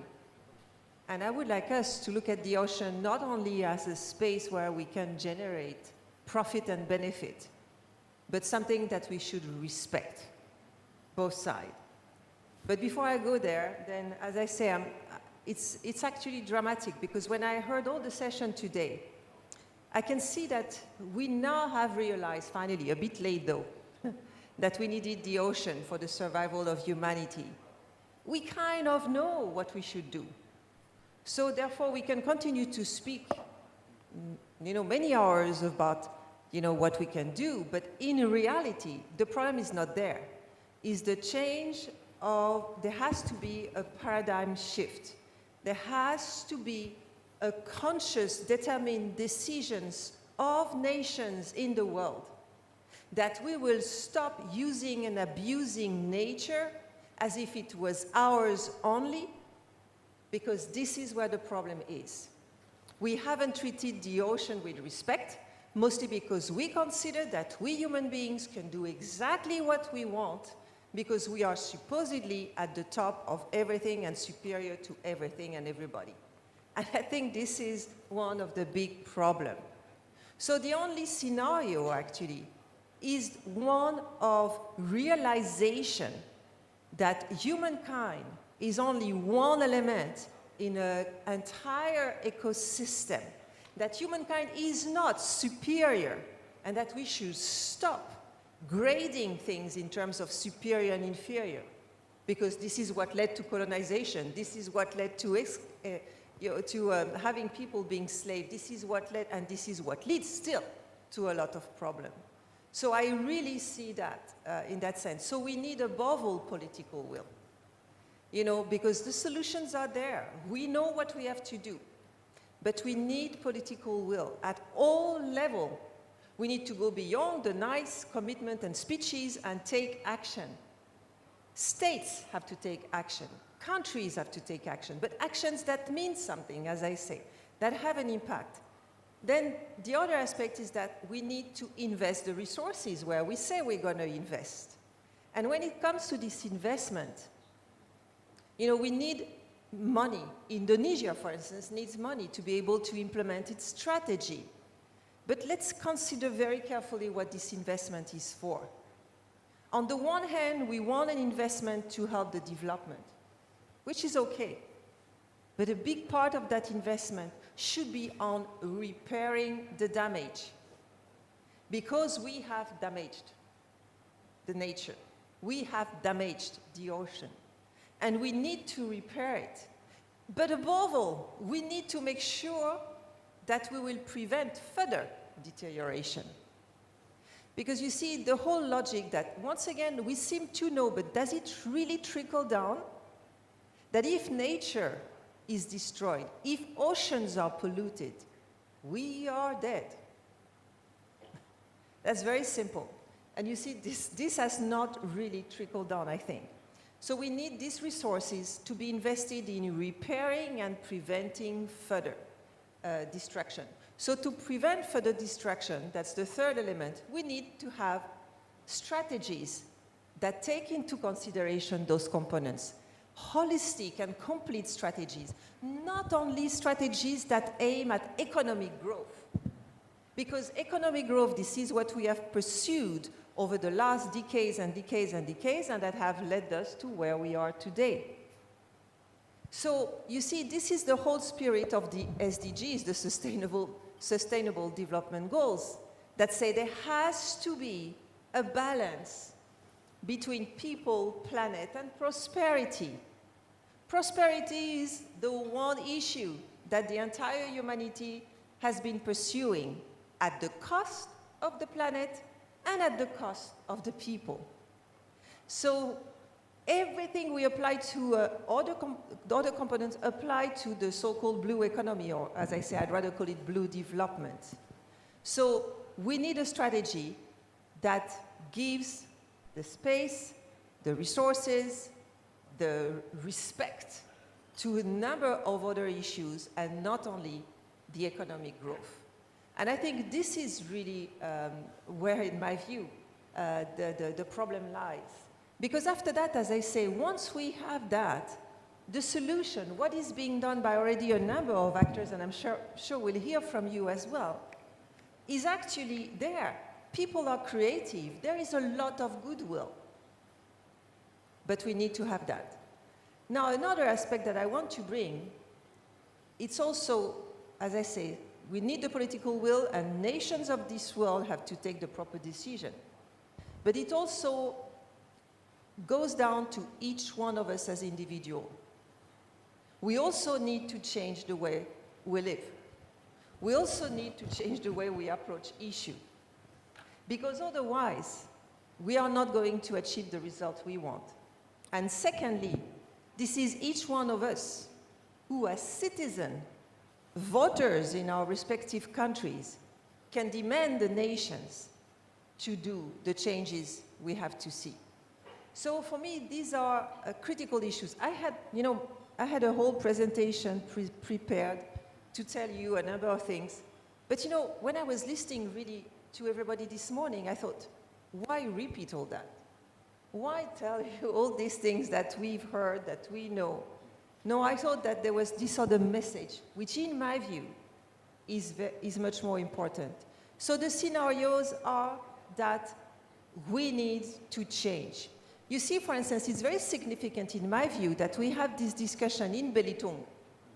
And yesterday when I arrived, I had the opportunity to go and visit the Geopark Information Center. And of course, preparing for this visit, I was also reading a number of things. And as you all know, Belitung actually has given the name to this famous mining company, BH something, Belitung. And it's the second largest mining company in the world. And what we have been doing in Belitung before, actually extracting all the resources, has certainly generated a lot of economic growth and benefits, financial. But then we realized today that no, let's turn it around because it damages as well. And now having Belitung as a geopark recognized by UNESCO, no, you know what? It generates also a lot of financial benefits. But these times, those benefits do not go against the planet and also benefit the people. Because it is something that involves the local communities and that respect the environment, protect the species, the plants, and so on and so forth. So I must say, the fact that it is in Belitung, therefore, has a lot of significance. But what it shows here is that you can transform. We can let go of old schemes and patterns and ways of seeing the world, like mining, into something that is, as the geopark is promoting, protection of environment, tourism that is responsible, involvement of communities, and so on and so forth. So I think the idea that we should change, and to change we need to transform, and to transform we need to let go of old ways of thinking is, in my view, essential. And the other element, as I was saying, is the political will. That is definitely necessary, and invest the money where it matters. Let me stop here. Thank you very much, Ms. Valerie Julian. This is very crucial in how we can also realign our comprehension about the blue development, as you may stress. that we need to continue to discuss about this because we need the ocean and how we can continue to grow sustainably. But the paradigm shift is important, and how the government and every components of the community can take action on how we can implement different solutions that may be available locally, like in Belitung, and to find the best option that to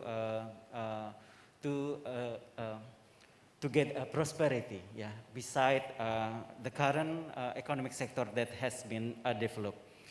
And if we would like to invest, we need to invest not only to repair, but also to mitigate potential further damage to the environment, and how we can apply the right strategy for the blue development. Thank you very much for the sharing of your perspective. Now I would like to invite Pak Bustar Maitar. According to my question, what are the experience that you can share with us? Thanks Pak Teguh and Valerie. Bapak Ibu sekalian yang saya hormati, distinguished guests and speakers. Allow me to introduce myself. My name is Bustar Maitar. I'm the CEO of Econusa Foundation. I've been preparing a presentation. If ready? Yes. I call my presentation Blues in Blue Economy. For those of you who like blues, you might understand, you know, when you hear blues music, yeah? I mean that it's a little bit, what you call it, sad, but also hope there, yeah? So I'm calling blues in blue economy.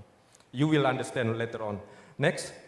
I would like to introduce a little bit Econusa Foundation. We are very new foundation, very focusing on Eastern Indonesia, working very close with the Indonesian government, but also regional government to create best practices on the ground. Because best practices from the local and indigenous community is very important. Next. So we are working in Eastern Indonesia, in particular Maluku Island and Papua Island, which is, this is our last resources in Indonesia. Almost 50% of our fish in Indonesia is located in this region. Almost 50% of our forests also located in this region. Almost 50% of our mangrove is located in this region. So this is our last frontier region in Indonesia, and it's very important for the climate and for the prosperity of Indonesia as a country. Not only for Indonesia, but also for the region in Asia and Pacific. So it's very important. We have more than 250 different languages also in this region. So again, it's still very important. Econusa is work in we have 7 offices in Eastern Indonesia, and then in the last 5 years, a lot of things that we do that I can share later on. Next. Blue economy, I believe we have discussed this since this morning. I no need to repeat again what is the blue economy. Everybody talking about this. Even our minister also talking about what the new paradigm of the economy, and very much based on ocean. Then this is, because ocean is blue, people call it blue economy. But ocean has been supporting our livelihood globally for many, many years. It's not something new. Next. Indonesian economy, at least 2.5 trillion US dollar coming from this sector. They call it blue economy. Yeah? We are the biggest archipelago country in the world, and providing almost like 10% of the fish stock globally, and our natural resources from ocean related also is significant to support the economy. 54% of protein coming from the ocean. So there is no question how important this economy. Next. So what we've been doing, Econusa Foundation, in the last 5 years, we are very honored to be invited by Bappenas to support this initiative We've been communicate with the Bapenas many times, share our experience, and I'm here is with the honor also that to share what we've been doing. We've been supporting the implementation of pilot province of low carbon development in Indonesia. I saw Pak Medril yesterday. We've been working very close with Pak Medril in Papua and West Papua province as a piloting of the low carbon development initiative, how to make it happen in Indonesia. We inputting also 25 years development plan for Papua. This is very important for Indonesian government to support next 25 years development plan in Tanah Papua. We've been providing capacity building for the marine and coastal tourism, including development strategy in the indigenous community in West Papua. We are talking about tourism. People talking about inviting investor, for example. I give you example of Raja Ampat. Raja Ampat, 80% of the accommodation in Raja Ampat is provided by indigenous community through homestay. Yeah? Why we need more big resort? Why we just strengthening this indigenous community homestay? To grow the economy. Otherwise, inviting big resort and all the homestay will dead. And the economy, it will only going with the several people with the big resort. That is very example. Last year also together with the West Papua province, we developed mangrove essential area covering almost 400,000 hectares mangrove in West Papua province. And then this is the largest, one of the largest mangrove province in Indonesia. We have exchanged also through the small island community how they exchange the experience living in the fragile climate situation right now through what we call it Jaring Nusa, we working with the Dean Association of the Faculty of Fisheries University across Indonesia to providing evidence-based recommendation to the government. Recently, together with the 7 cooperative of indigenous community and local community in Eastern Indonesia, we form a joint venture, a company, Eco Enterprise, to facilitate the indigenous community product goes to the market nationally and internationally. This is something that we've been see is very important to support local economy. Next. This is several picture of visualization. We working with the SLANG, the biggest band of Indonesia, to promote sustainable island management. There is a EGEC. In the next day, you will hear EGEC. This is traditional management of indigenous community in Sorong. They've been closed their sea for 6 years. Just for breeding, and they just opened it last month. After 6 years, closed the sea, not allowing anyone to collect anything from the sea, and just harvest it after 6 years. And these practices should be copied to become a model for the blue economy. Next one. We just launched our boat, we call it Eco Explorer, to go to the many islands in Eastern Indonesia to bring health, education, lesson learned, everything. Collect commodity from the indigenous community, bringing to the market. Good that Indonesian government has the toll laut, they call toll laut, but what need more to happen is that to create like busway in Jakarta, like feeder. Yeah? And this boat can be a feeder for the community product to go to the small port and can take by the toll laut. So we just launched this last month, and this is something that our boat can go around in Eastern Indonesia, bring many things what the indigenous community needed. Next one, next slide. Our mangrove is, people talking about mangrove restoration in the last couple of years, very important. But also our degradation of mangrove is really clear in our eyes. Yeah? Again, planting mangrove is very important, but protecting what is left, it's much more easy and important.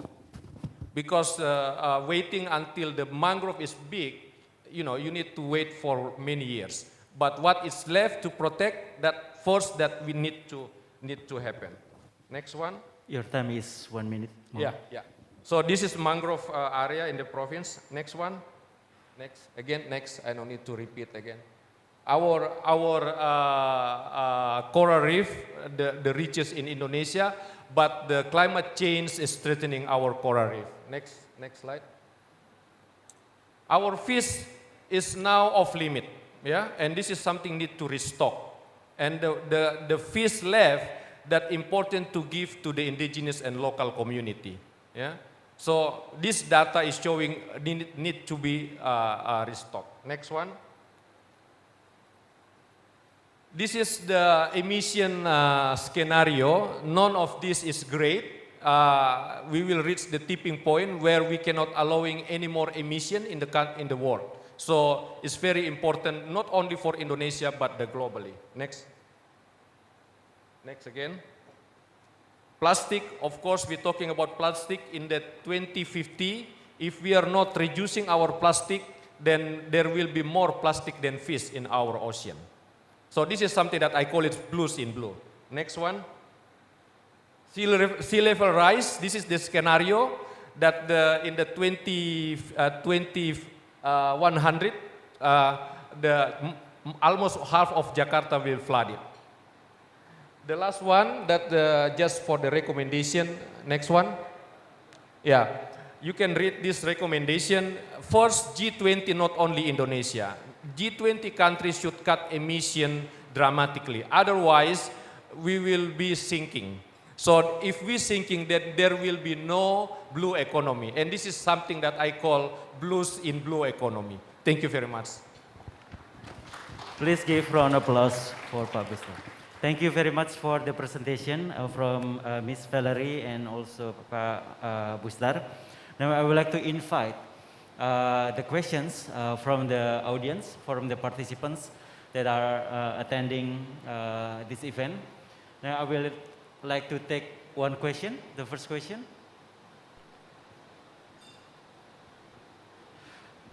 Pak Kemal. Sorry, I get one. I want to resonate with Honorable Valerie. You talk about the paradigm shift. This is my first question when I raise the issue. Even though we use the word development, it's still very much slippery word. Yeah, because we still think development in a more economic term. And we also use all the long definitions with all the good words in it. Growth while maintaining the sustainability of the earth. I want to put a very sharp decision, but economy development is a trade-off. We make choices. If we have to reduce our growth, our GDP growth, for the sake of maintaining, preserving the blue ecosystem, would that be still something that we proudly achieve and say, this is our blue development, even though growth is slower, but our planet is safer and healthier. So I think this is a very difficult political choice. Again, it's a political decision, and everybody else also understanding and the same pace of thinking. Just want to give you a comment on this thinking. Thank you very much. Thank you, Pak Kemal. I would like to ask your perspective. First, Ms. Valerie, and then maybe Pak Bustar also can comment on that based on your perspective on local government. Thank you. Thank you for your comments, and you're absolutely right. Words have been, I would say, damaged also by the way we live, because normally development should not be only perceived as an economic development, but you're right. Nowadays, when we talk about development, the first translation that we have in our brain is economic development, money.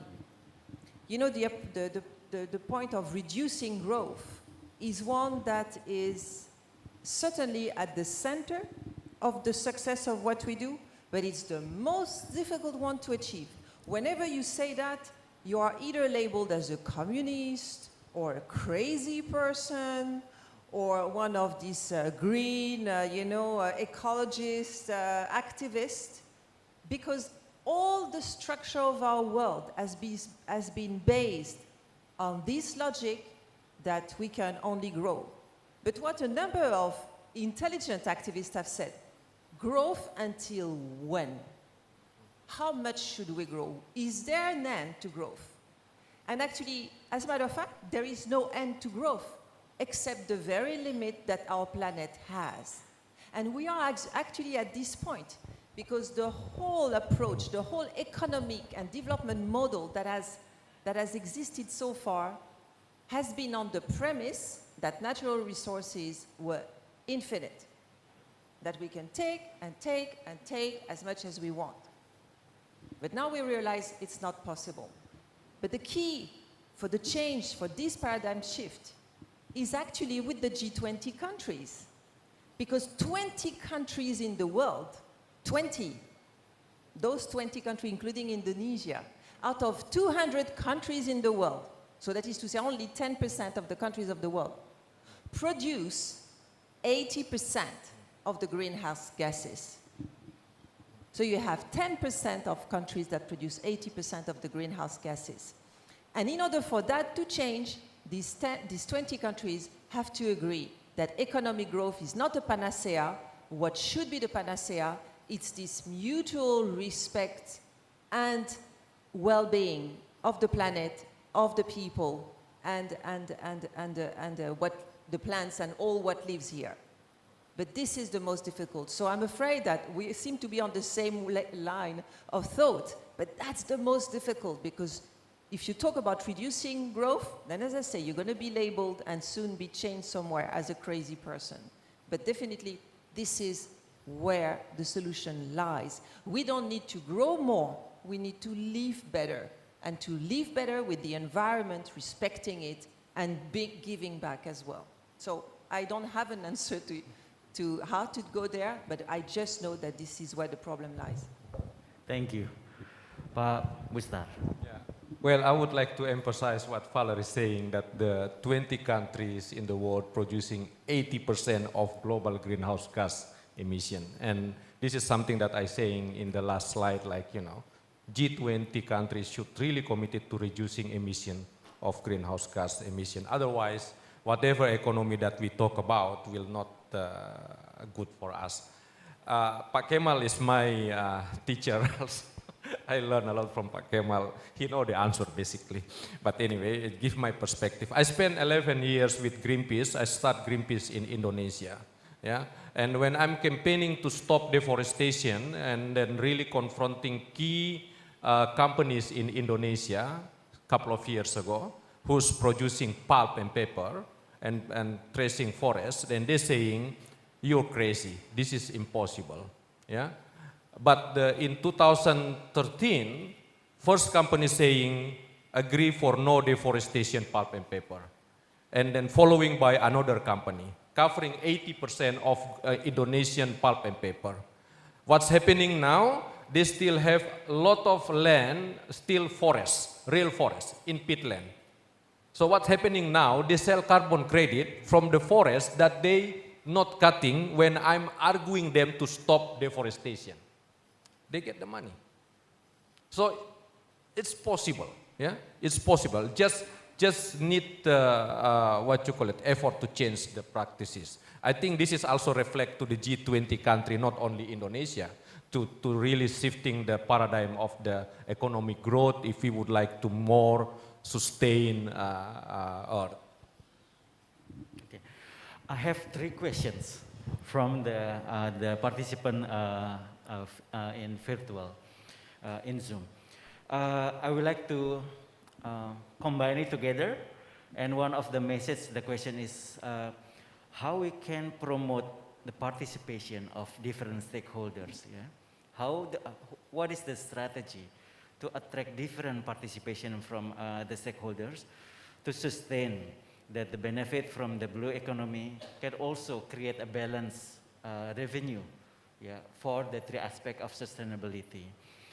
This will also maybe apply for small islands, developing countries, that also see the challenge in terms of sea waste, or Indonesia as an archipelagic countries, large archipelagic countries with regards to infrastructure, blue infrastructure that is needed to support the blue development in Indonesia. Maybe first to Ms. Valerie. I think in that question, actually, there is also an approach that applies to everything we do. And I think I tried to say it also at the beginning. The problem that we are discussing today cannot be solved by governments only. So this is where we need to really have all stakeholders involved. And here, when we talk about all stakeholders, we talk about governments, we talk about development partners, and actually yesterday, we, as UN, we organized, together with the Coordinating Ministry for Maritime Affairs, a meeting with the international development partners on the subject of the Blue Agenda. Because definitely, without the international development partners, we cannot do much. So we have to have them. The UN, of course, we represent the entire world from that perspective, but we need also the CSOs. So I think, first of all, the involvement of all stakeholders is not a possibility, it's not something that we can do perhaps, it's a necessity. Without everybody, we can't achieve anything. But it goes also with the logic that we have to recognize that all stakeholders have different roles to play. So in order to succeed in the participation of all, we have to recognize their different roles.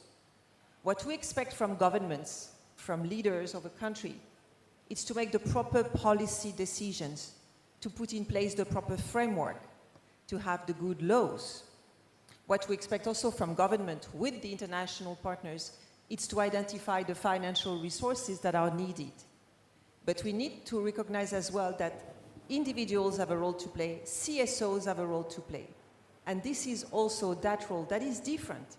What CSOs, civil society organizations and individuals are doing, first of all, they are the ones who are connected to the people. They are the ones who are there on the ground. You were saying, Busta, that for instance, in one location, people decided to close the sea for 10 years. That decision required certainly a political decision from authorities and the effort and the involvement of all the people around. So we need to recognize and respect our different roles in order to have the involvement.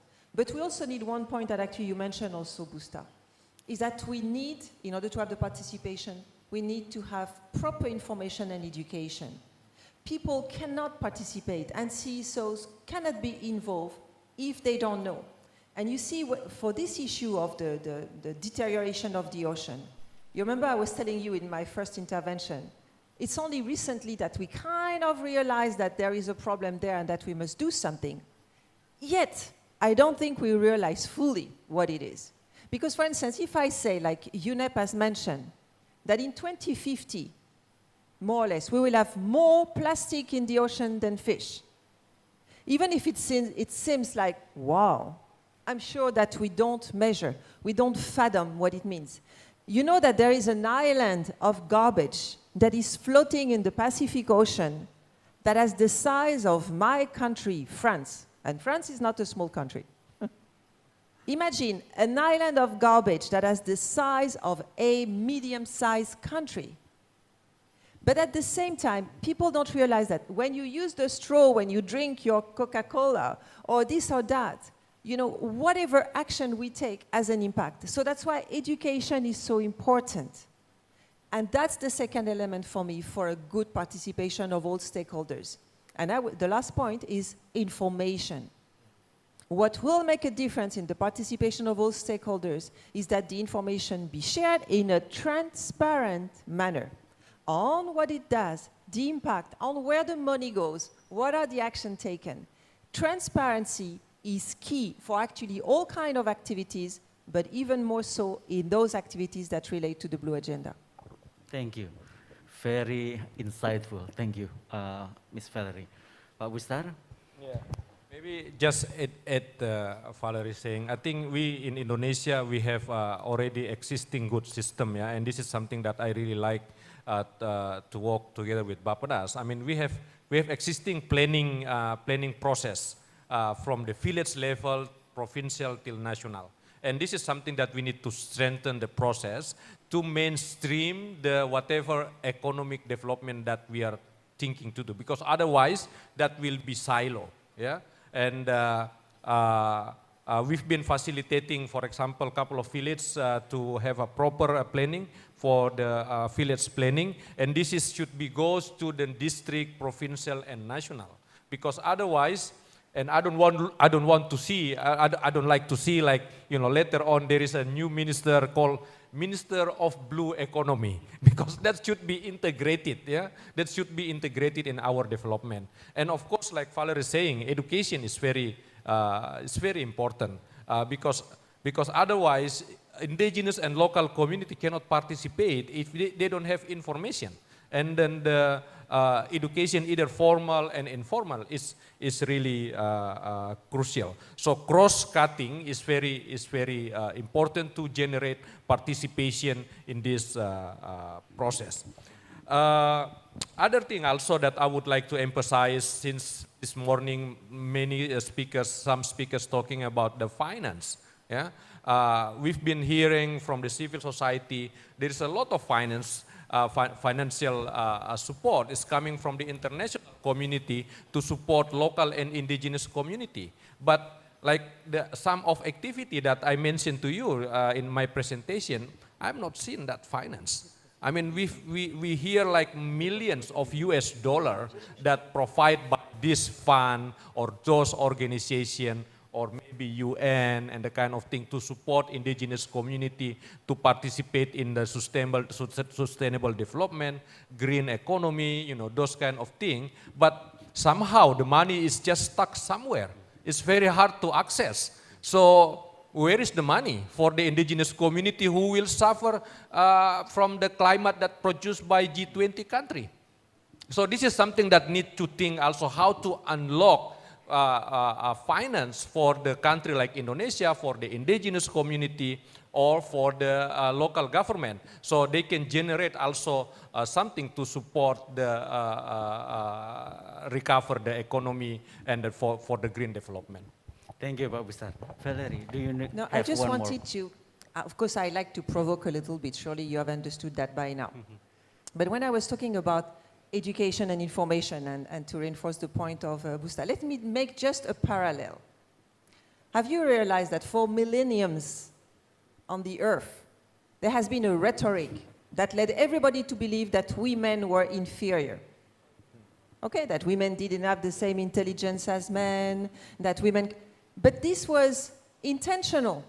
We were keeping that information away from people, that women actually know they have the same intelligence, they have the same capacity, because there was an intention to keep the domination of men. I do that in order to provoke the thinking, because it's exactly the same. When we don't share information on the damages that are done to the planet, to the ocean, when this information is not circulated among people, it's in order to keep people in the dark so that we can continue to exploit. So the importance of education and information is to actually break the myth and make sure that we all know, and therefore we can all act. Thank you very much. Maybe that will complete our discussion for the second session. Very insightful. Thank you very much for the sharing. Please give a big round of applause to the speakers. Now I would like to return back to the floor to the MC. Thank you very much to Mr. Leonardo Teguh Sambodo for leading and providing us a fruitful discussion session. Now it's time for us to extend our great appreciation to our speaker and moderator in this panel discussion. We would like to kindly request all our speaker and moderator to please stand up. To present our appreciation, we would like to invite Special Staff Minister of National Development Planning, Mr. Kemal Taruk. Please kindly come up to the stage to give a token of appreciation.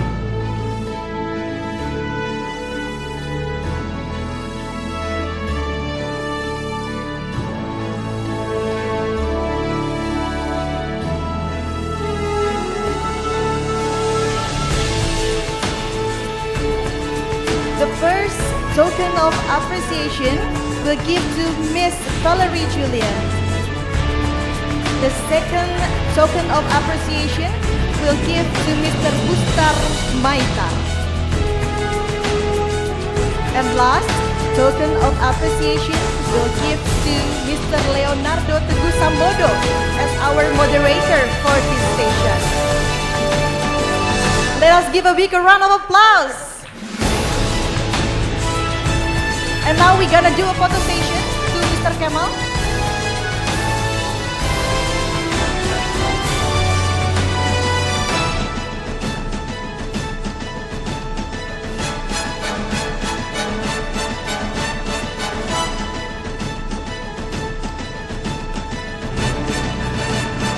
All right, thank you very much. Ladies and gentlemen, you may return to your seat. Once again, thank you very much.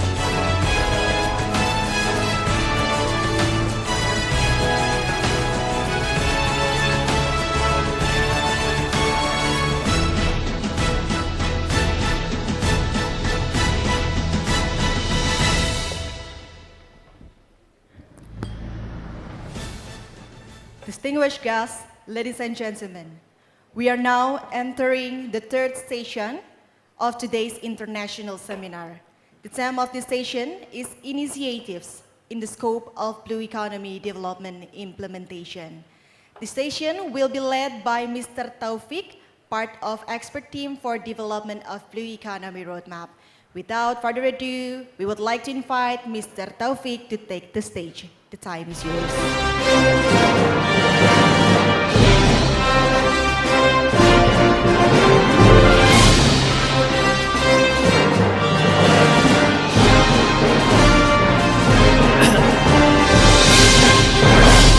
Thank you. Good afternoon, distinguished guests, ladies and gentlemen. Welcome to the third session of the seminar of the Blue Economic Roadmap, which is the challenging times about to lunchtime. Yes, on this third session, we will discuss initiative in the scope of blue economic development and its implementation. So I'd like to invite, there's a three speaker, prominent speaker. One is Miss Michiko Miyamoto, the director of ILO Jakarta. Please, I'd like to invite, come to the stage. And I believe that Mr. Andreas Ingelena Isaacson, senior analyst coordinator, virtually. Decision will share and learn about how the blue economic definition as sustainable use of the ocean resources for economic growth, improve livelihood and jobs while preserving the health of the oceans, implemented into practice. So the blue economic framework that emphasizes of the sustainability issues in exploring ocean and coastal area for job and livelihood, as well as preserving environment,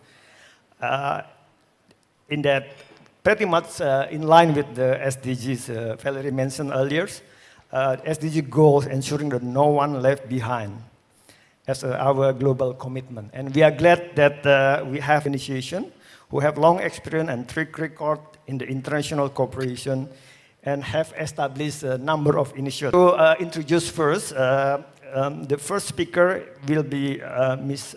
Michiko Miyamoto, in which actually my former boss in ILO. As the Director ILO Country Office for Indonesia in Timor-Leste, she has worked in the field of international development for over 20 years. In the past 10 years, promoting the ILO mandate of the decent work for all in Indonesia, and her work focusing on the job creations, industrial relations, social protections. Prior to joining the ILO office in Indonesia, she worked at the ILO headquarters in Geneva, regional office for Asia and Pacific, specializing in small business development and job creation program. She holds a master's in public administration and public and international affairs from University of Pittsburgh. And then the second speaker, will join virtually, is adopting transboundary collaboration and planning in a different scale. In addition to a coordinator for the better alignment of marine spatial plan in Baltic Sea region, European Union. And now he's the PhD in marine geology, and his expertise related with biodiversity, and her work is promoting, creating, strengthening network and collaborations, contributing to the sustainable development. And the last but not least, Mr. Andreas Skal. Mr. Skal is the director of the OECD, the Global Relation and Cooperation, as well as the Organization for Economic Cooperation and Development, SERPA to the G7, G20, and APEC. His expertise include the 2 decades in the conceptual and strategic work on the foreign affairs, national, international, and global economic policy and governance. He served the organization as the head of the SERPA office and the global governance in the OECD and the G20 SERPA. He's the German national and holds a master in public policy and public management from the University Konstanz in Germany. Without further ado, I'd like to invite first Ms. Ibu Michiko Miyamoto that will talk about how that the blue economic implemented on the role of the coastal communities on the blue economic development implementation. So I'd like to invite all the speakers to speak 10 minutes, and then we'll follow with the discussion. The floor is yours, Bu Michiko. Thank you very much. If the organizer can kindly put the slides on for me. Yeah, thank you. Next one, please.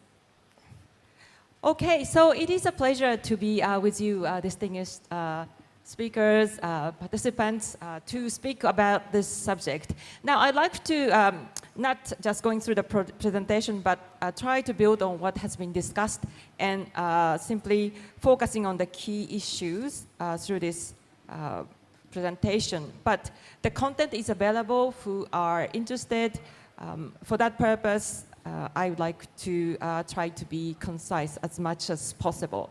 Now, the formal session, previous session talked about the partnership and how to build the alliance. Now, that's a very interesting topic for all of us because we are all from different institutions, different mandate, looking at blue economy. Now, ILO, International Labour Organization, is an organization that has a very long history of 100 years, good and bad, seen good and bad. But one thing I can add value to this dialogue is this organization has seen success in a way that certain dialogue and consensus buildings has changed the world. And I tell you what it is. Well, we have the states, we have economy, and we have people. Now, these 3 elements are the one that we cannot ignore, whether we love or hate, or we support or not support. So in terms of state, as UNRC mentioned, the government advice, government strategy, roadmap, together with the political will to implement, which means put the resources where it should go and make sure that information is transferred to relevant institutions and people. That's the states. Now, economy can be represented by industry, leadership of the industry or the economy itself. Now, we cannot ignore it. Industry has a great power to change and shift the direction of whatever subject we're discussing on. So leadership from the industry, that's the second part of 3 architecture. And the third part is people. Now that has been explained by so many speakers in a different format. Well, people could be workforce, people could be community, people could be organization representing the community. Now, these 3 elements and actors, the partnership and dialogue is one of the key success if it works, which means dialogue has to be promoted, and dialogue has to be reaching some kind of consensus. And the consensus means that there is some common interest for all the participating institutions and actors, key actors. And that way, something there is sustainable to continue. So that's what ILO can add in terms of strategy thinking of blue economy we're talking about.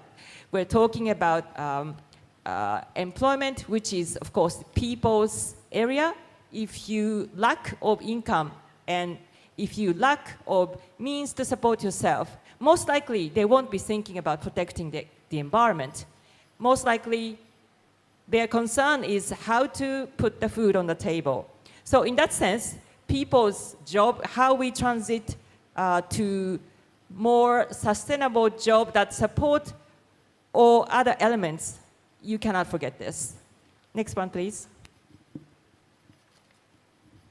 Now, I'm not going to touch too much upon it, why it's important. It's been already referred. 70% of population lived in the coastal area. And of course, the livelihood supporting it, extremely important. And the skills element, the training and skill elements, that has been already discussed. It is an important aspect of moving forward to blue economy. Next slide. Now, poverty alleviation. Of course, the gender inclusivity, that's very important in terms of promoting equal development, job creation. Next slide. Okay, so ILO's, as an example that we were asked to present today, we look at different economic sectors, like it could be a fishing sector, we have maritime, seafarer support, all sorts of blue economy industry we're looking at, but coastal economy, coastal tourism, I think this is the huge potential as supported by many speakers. In terms of how it benefits the society, community, and how that, of course, teach ourselves ecotourism is such an fantastic means of knowledge for all of us who participate as tourists as well. Next, please. So under this particular Skills for Prosperity program, the focus is very much on the skills training. And this was also discussed, the criticality of it, because people cannot practice what they don't know. And all these issues we're talking about, economy and then people, to be able to perform well, to be able to protect yourself well and your environment around you, you have to have skills component. You have to know how to do the job safely for yourself, for your environment, and contribute to the community and your economy. So what has been done is really very much on the focus at the village level in this case. We worked on the 4 location of the village, and 2 of them actually now are identified as super priority destination by the government. Now I go back to where I mentioned about the government support. Where the focus goes, the changes will happen. And another important point is to how to do the training, how to educate, how to transfer the knowledge. Now the success part that I can share is upskilling was done all through local institutions, local education institutions, local community institutions, because that's where the relevant way to transfer the skills and knowledge, that's how it is continued to be transferred in terms of sustainability, and that is crucial. Next, please.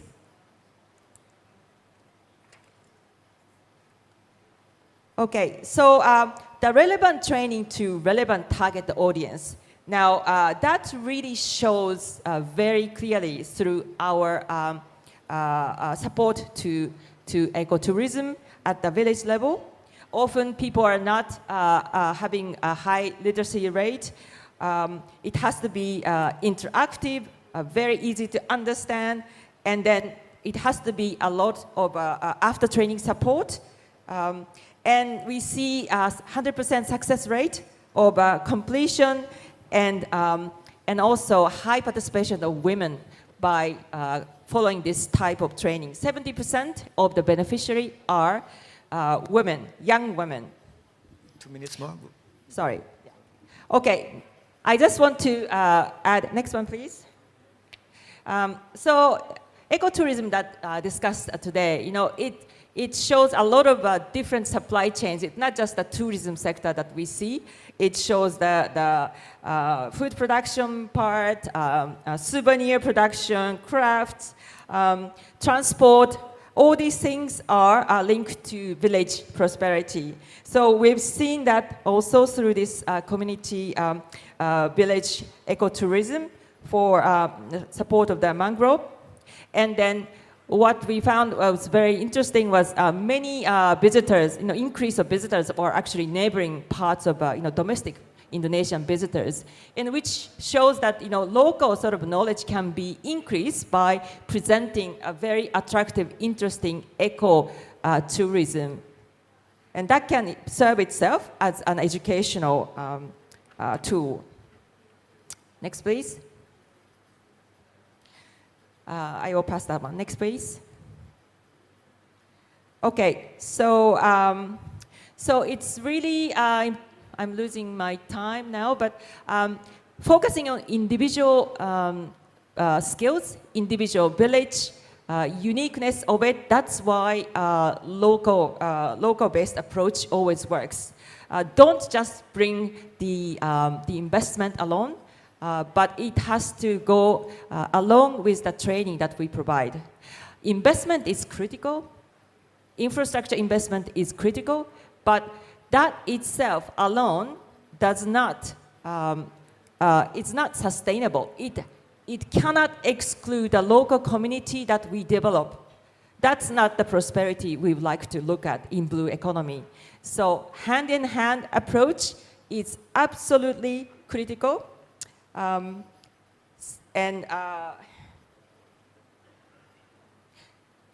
then also connecting that with the government priority, and especially tourism support, that makes a huge difference where the government would like to support and expand.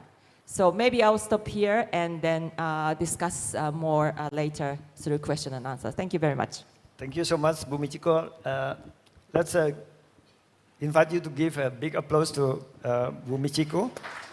So basically, Bu Michiko has underlined about it is important to ensure the sustainability by building the multi-stakeholder partnership and through the community engagement, and if possible, through the value chains framework. The second speaker, Dr. Ingela Isaksson, from the Swedish Agency for Marine and Water Management, will talk about lessons learned from Blue Economy Development Strategy in Sweden and Fiji. So basically, the presentation will address the issue, what are key factors in developing the Blue Economy Strategy in Sweden as well as the Fiji, and what are the current stages in the Blue Economic Strategy implementation in those countries. So without further ado, I'd like to invite Ingela Isaksson, I hope that I'm pronounced well, for 10 minutes. Thank you. The floor is yours.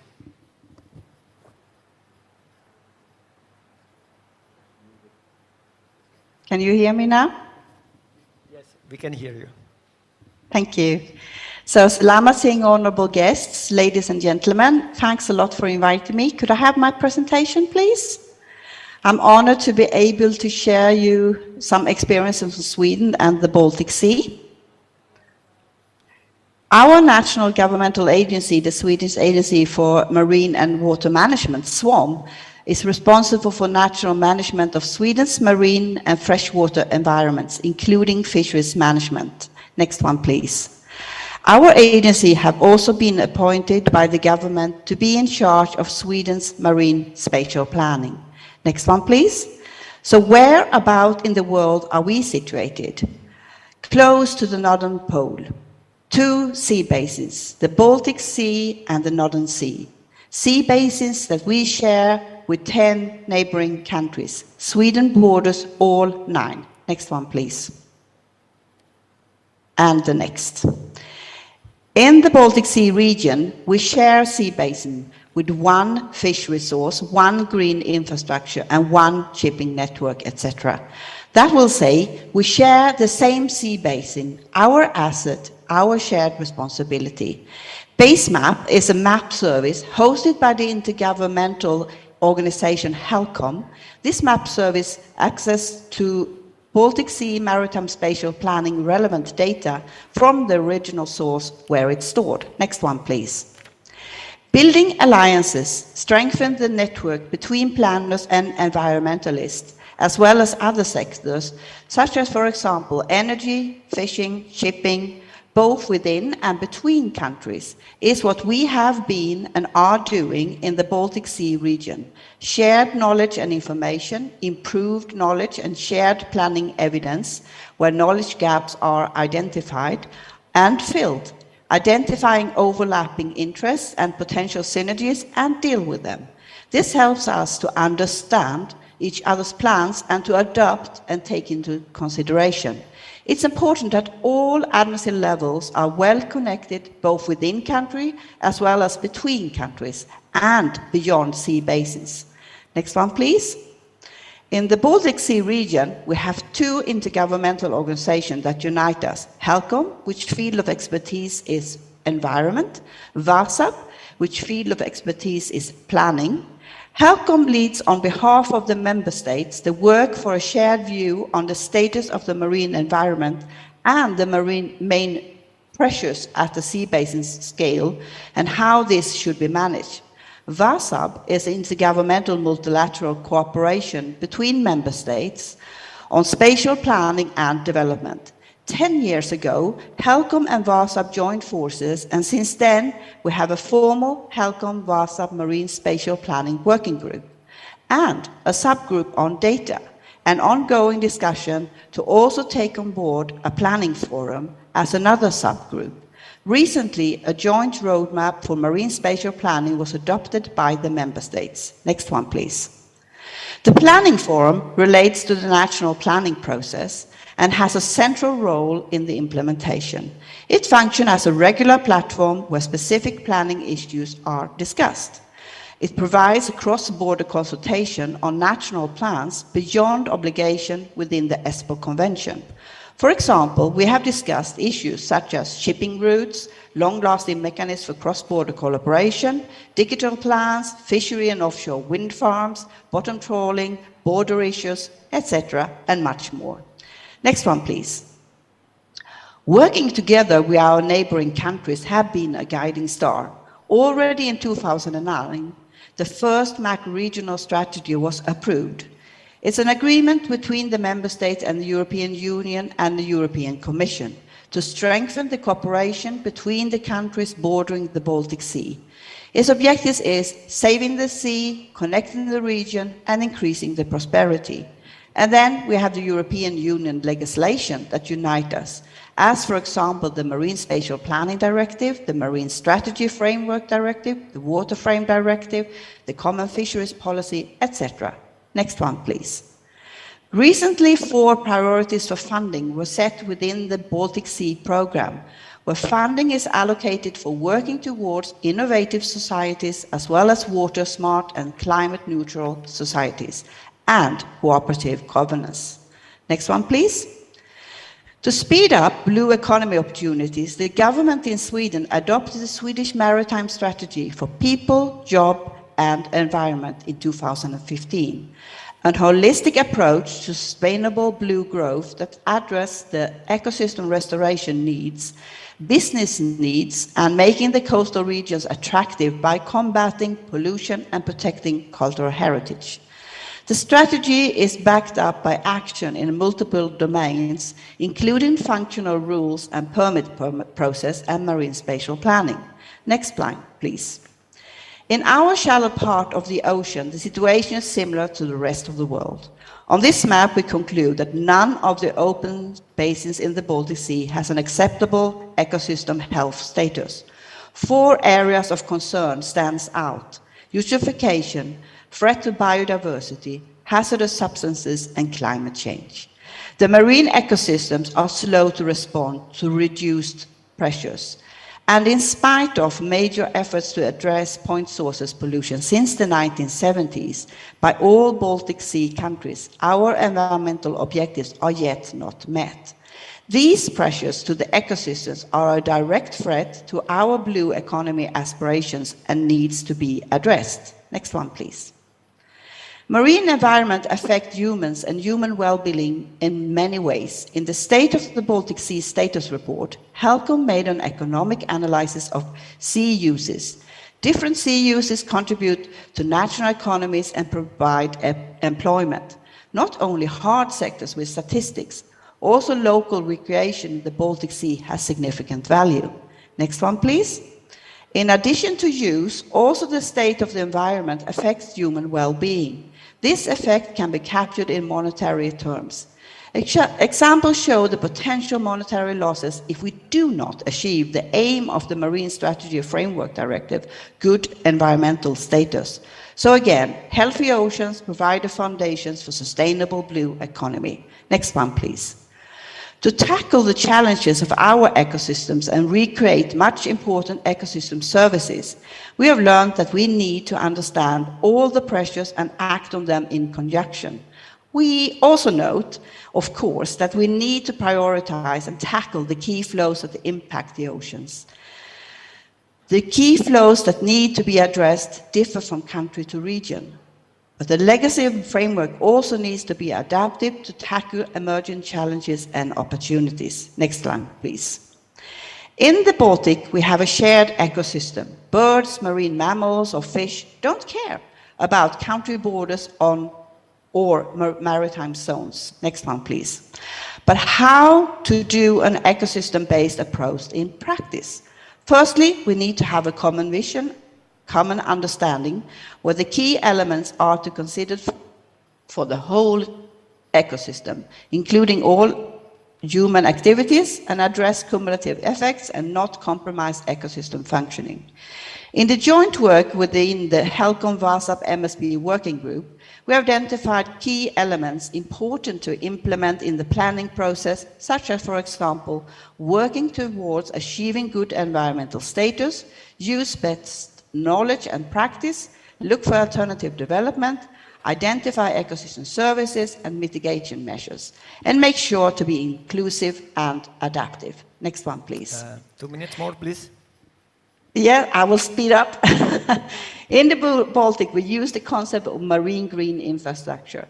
It's a spatial network of ecological valuable areas significant for ecosystems' health and resilience, biodiversity conservation, and multiple delivery of ecosystem services essential for human well-being. Next one, please. In this map, you can see a first attempt where we have gathered available knowledge in order to identify areas with the highest ecological and ecosystem services supply value in the Baltic Sea. Next one, please. And then I think I skipped to the next one. To support the implementation, we developed a checklist that actually constitutes 3 checklists. Next one, please. The general ecosystem approach checklist, the planning support checklist, and the strategic environmental checklist. So just shortly dive into the Swedish maritime spatial plans. I think you can skip two slides, please. Yes. Next one, please. Symphony is a cumulative assessment tool that has been used and developed in Sweden for our national plans. It supports the decision-making. It looks into outcomes of different planning alternatives and impact assessments. the Strategic Environment Assessment and Sustainable Appraisal. Next one, please. It provides an environmental baseline, a spatial map of ecosystem components, pressures and cumulative effects, and provides the answers to planning issues such as where is particular consideration of nature values needed, which sectors have which environmental effects, what happens if we change the use of the sea like this. Next one, please. So here is a zoomed-in part of our adopted version of our plans where most suitable use of different areas are advised. Next one, please. Marine spatial planning provides solid framework for restoration of our ocean space by applying conservation measures such as marine protected areas and balancing uses such as fishing, energy production, shipping, mining, and other marine use such as defense. The MSB framework is also the tool in which strategic environmental assessment is used, for example, in relation to establishment of offshore wind farms. Next one, please. If you would like to find out more about the Swedish marine spatial planning process, please look into our website. Thank you for your attention. Next one, please. Thank you, Angelina. Big applause for Angelina. So Angelina Isaksson's already underlined the 3 issues, I guess, or 4. It's important to have the framework, political framework, regulatory framework, and the planning forum for the process, as well as the strategy in more holistic way. So we will discuss later on in the Q&A session. And then before that, we would like to invite the third speaker. The third speaker, Mr. Andreas Schal, that will speak about the role of the Blue Recovery Hubs in accelerating implementation toward sustainable, resilient recovery of the blue economic sector from the COVID-19. Yes, the blue. Basically, the Blue Recovery Hubs is a joint initiative between the OECDs in small in island development states. So we will learn more about how it will be implemented or could be implemented as well in the context for Indonesia. The floor is yours. 10 minutes, please. Thanks so much, Taufik, Michiko, Ingela, Minister, Deputy Ministers, dear Ibu Winnie, if I may say so. Let me start by a word of condolences. We're very sad to hear on the passing away of Deputy Minister Pak Rizal 10 days ago. He was a champion for the agenda, and he will continue to be so. And it's just, as we are here, a memory on him and also a commemoration that we deliver on his legacy and count on the OECD to do so. So this was what I wanted to say before I move into the presentation. The slide is on. I would like to thank Indonesia for the leadership during the G20 presidency for highlighting the blue economy as an important agenda, as an important driver of growth for developing country in the current context. And this brings me to slide 2, which basically shows the potential. And I mean, in the panel before, Pak Muskar was speaking about the blues of the blue economy. And I think we should also speaking about the rock and roll of the blue economy, the potential of the blue economy, or if, as we are in Indonesia here, of the dangdut of the blue economy. So we believe, and prior to the COVID crisis, many countries were looking into the ocean economy as a new driver for development. We estimated at the OECD that it could double the size between 2010 and 2030, far outpacing the growth rate of the rest of the economies. We have also to acknowledge that the fastest growing sectors include, for example, offshore wind energy, aquaculture, marine biotechnologies. The ocean economy is projected to support 40 million jobs worldwide by 2030, which is a huge potential also for people. It provides a vital lifeline for more than 3 billion people worldwide reliant on the ocean for their livelihoods. And this is largely due in developing countries. And of course, we should not forget the challenges, and the previous panel, UN Resident Coordinator, has highlighted this. I mean,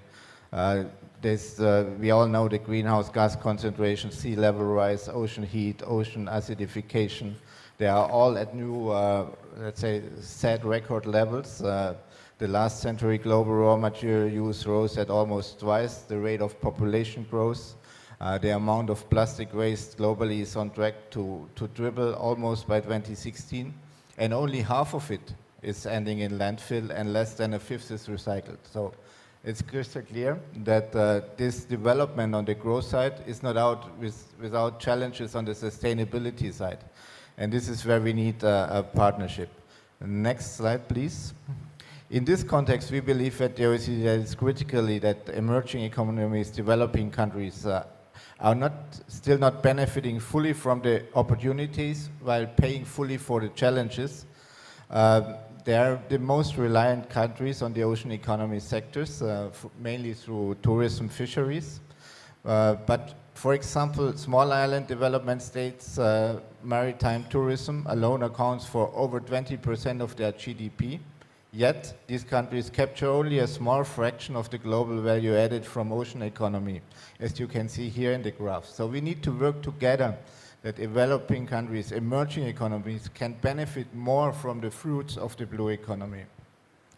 Give you 2 or 3 examples. Small island developing states, coastal least developed countries account for 0% of offshore wind farming, which is the fastest growing sector in the ocean economy.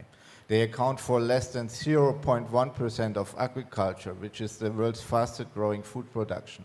And aquaculture can bring together sustainability and growth in the food production there. Our data also show that, and this is what we discussed in the panel before, Southeast Asia, for example, the cost of losses in reef-related fisheries is estimated $5.6 billion annually, which with Indonesia being among the hardest hit. So these are issues we really need to tackle. This brings me to the question you asked me, what do we need? The Senegal's President Macky Sall recently called at the OECD Africa Forum a reinvented partnership to successfully really transition a green, blue, circular economy. This will require a shift from resource-intensive development models characterized by competition, inefficiency, waste, overconsumption, and unsustainable production to one which is more sustainable, and this is something I've been discussing with Ibu Winia a couple of times, which has an integrated model between growth aspects, social aspects, and sustainable aspects. We also are sure that we need to bring in the necessary resources, and that's why we are looking also, and we have our development cooperation directorate here, we're looking also at the percentage of official development aid which goes into these sectors, which is at the moment at 1.2% of all official development aid. So clearly a need to increase. Next slide, please.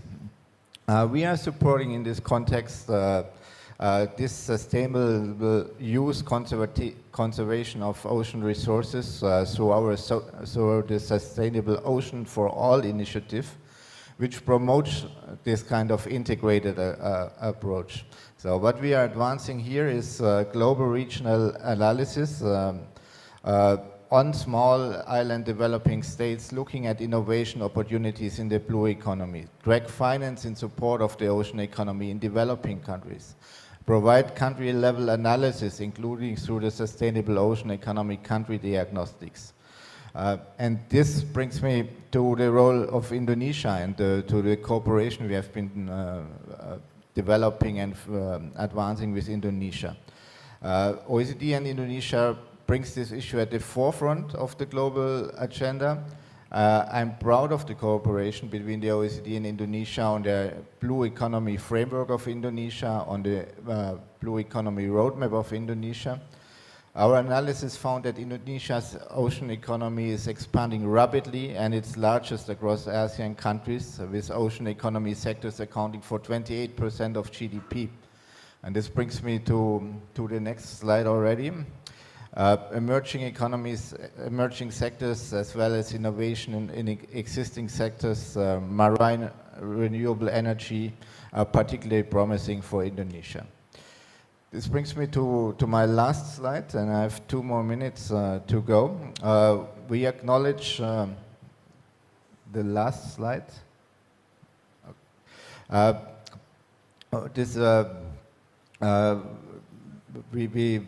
you asked me, Mr. Moderator, about the role of blue recovery hubs, and this is something which we have advanced together with the World Economic Forum and the Friends of Ocean Action. It's a structured way for linking policy analysis, support with partnership and engagement to assist countries in fostering sustainable recovery that leverages the ocean economy. The first of these hubs was established at the end of 2021 with the Fiji Islands, with the support from the UK. And at the country level, these blue recovery hubs encompass three components: an analysis on the state of the ocean economies, specific identification of recovery actions, investment pathways to build forward bluer. I should say build forward bluer without blues, maybe. Support mobilizing partnerships, funding for the implementation of recovery action in an effort to align development cooperation, investors, private finance, blended finance, and other actors. And I'm very glad that Indonesia has been such an active partner in these endeavors. So in this context, I conclude, and I give you 1 minute back, Mr. Moderator, for the discussion. It's high time that we work all together, UN, international organization, countries, the G20, to promote this stronger roadmap for a stronger recovery resilience, which is also in the heart of Indonesia's presidency.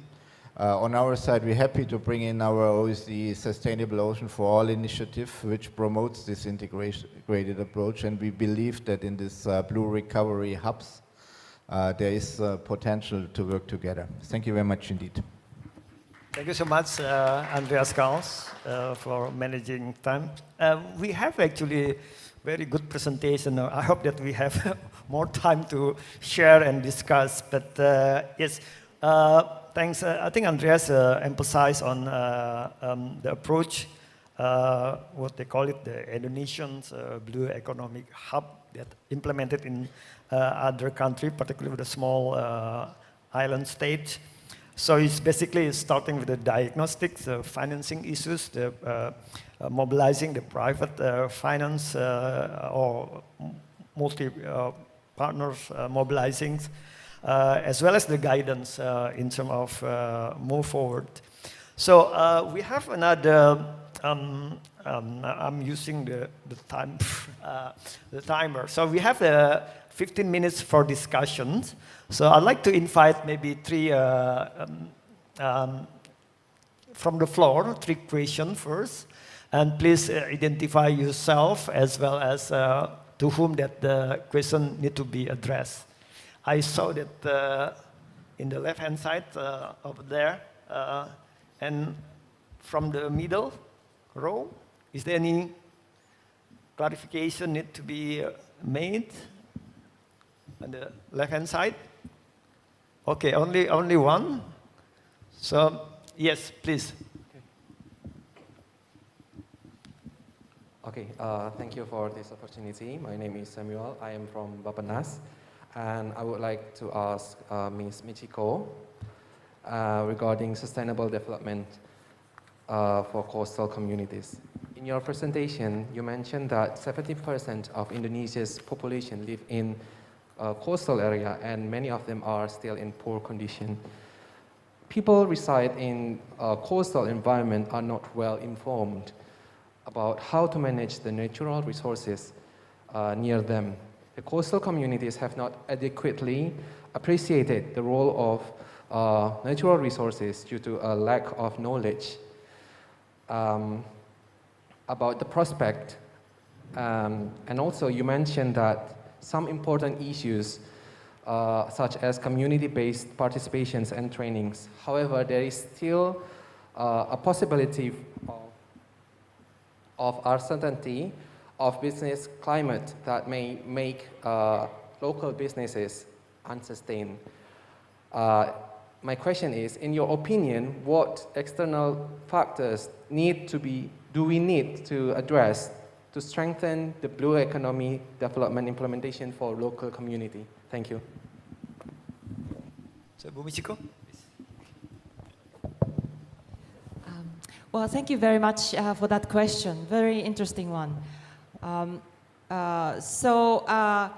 The question is how we manage to have the investment which is benefiting to the business as well, but to the community at the same time. I think that's where government sort of incentives also comes in. There's a lot of opportunity to incentivize a certain private investment and also deter certain types of investment. As an example, what I mentioned about infrastructure investment, which does not sustain in terms of long-term protection for the community or the environment. For example, big hotels, building, etc. If it's excluding completely the local community and only people flying in to use these facilities, I mean, if you live in that community, would you benefit it? Would you try to be part of the sustainable development? Probably not. What is really interesting about this type of eco tourism, it could be mangrove, it could be other unique feature of the eco-tourism of coastal community, 70%, is that something that local people enjoy and then people surrounding area also enjoys, and that kind of expands domestically, and that also attract international visitors as well. So again, combination of government guidance, I think it's quite important, and in that sense, I think roadmap such as this will play a key role, I believe. Thank you. Thank you, Michiko. Is there any other questions from the floor? Oh, okay. So I'm just tempted to make a comment because it's really very important what Michiko said.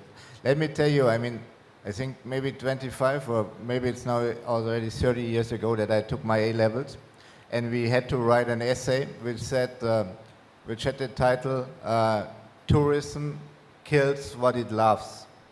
And this is very often when I'm in the coastal side, I mean, this sentence comes back to my mind. So I could not, and I think COVID has learned as a lesson, and this is something which, for example, Thailand has been embarking heavily to pause some of the beaches, to close some of the beaches. I was just in an island between Thailand and Malaysia, where Leonardo DiCaprio turned this wonderful film, The Beach. And this was a beach which was visited before COVID by 5,000 people every day. 400 boats, 5,000 people. So there was no maritime life anymore in this beach. Now they closed it, and suddenly the sharks come back. So you can now visit this beach only by foot. You cannot swim anymore.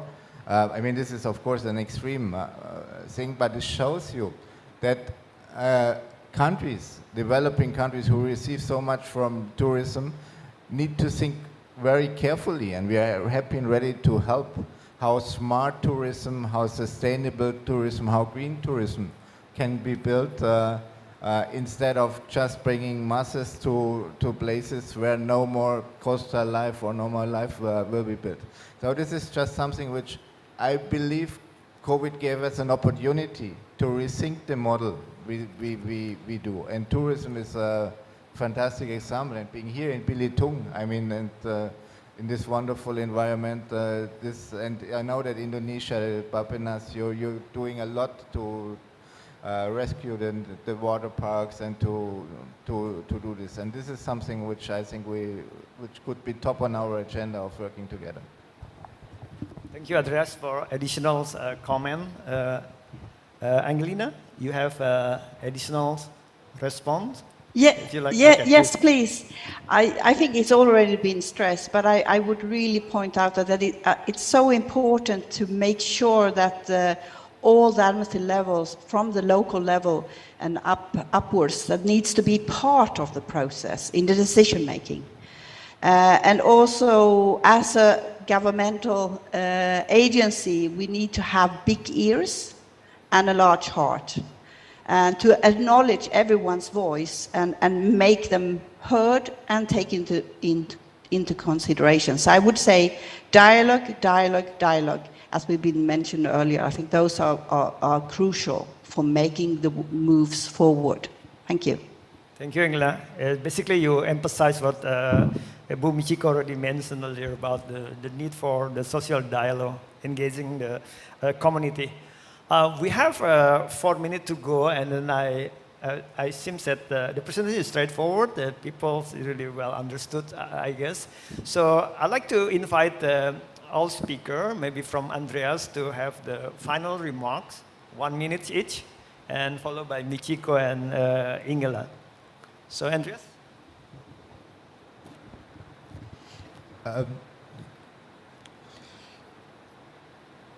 1 minute. I think the issues, I mean, we have been discussing, you have been discussing the whole morning, the opportunities and the challenges.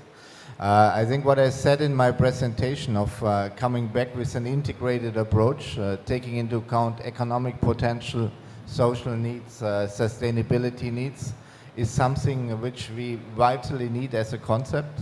I think building these partnerships between emerging economies, international organizations, in some cases also the private sector, bringing blended finance in, gives us additional opportunities. Whatever we can do on our side from the OECD to bring in our sustainable oceans for all initiatives, the Blue Recovery Hub. The Blue Recovery Hubs as a concept is something we're happy and ready to do so, because we believe there is a lot of potential in this also narrative around a sustainable, around an inclusive blue economy. And I'm so glad that Indonesia has put this on the G20 agenda. And I'm just coming from New Delhi, where I talked for 2 hours with the Sherpa.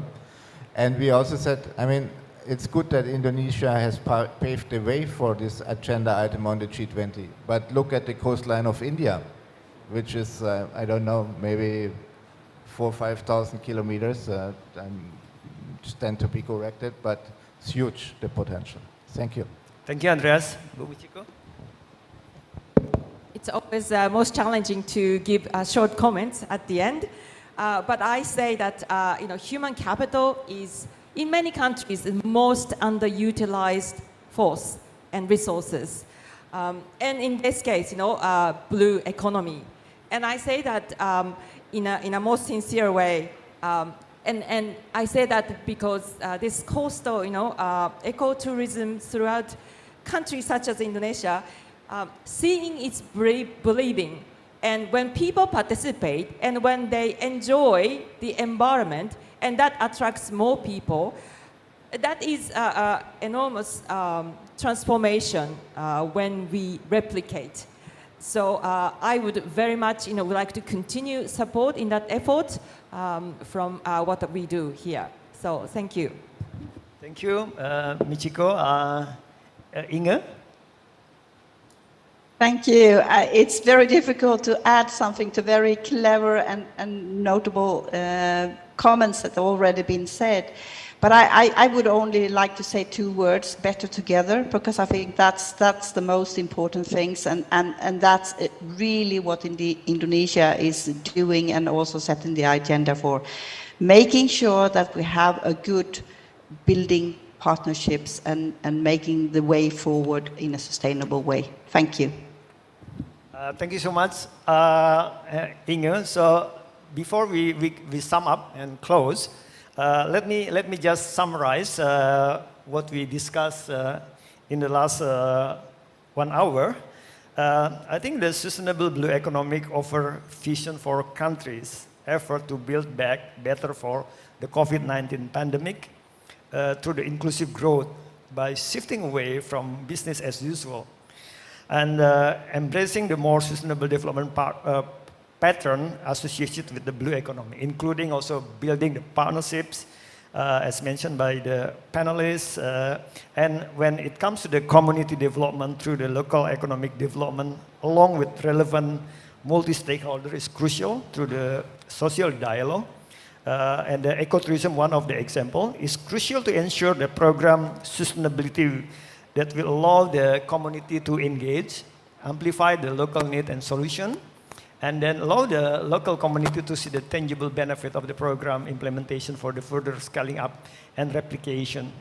And then learning from the three prominent speakers, I think there is a number of the good practice and lesson learned have been done from the policies, program implemented that can be replicated and scaling up for the developing of the blue economic, which is have the huge potential through the roadmap and its implementation.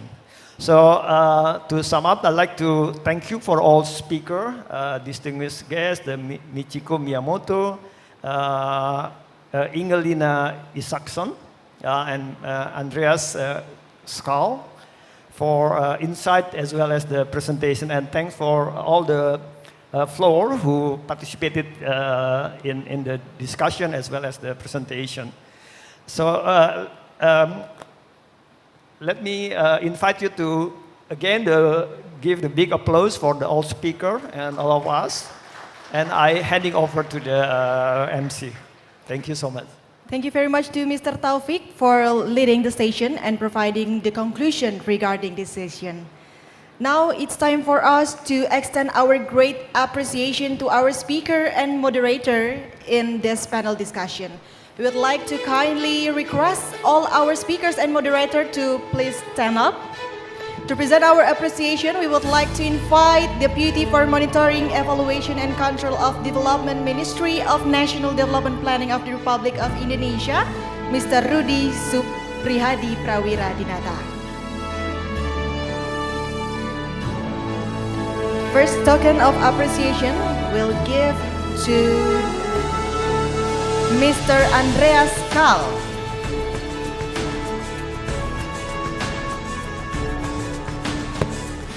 Second appreciation we'll give to Ms. Michiko Miyamoto.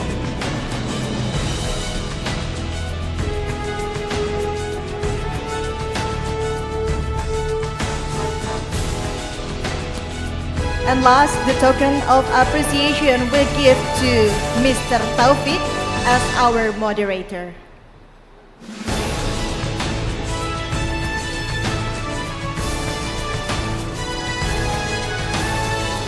And now we're gonna do a photo session together with our speakers and moderator and Mr. Rudi.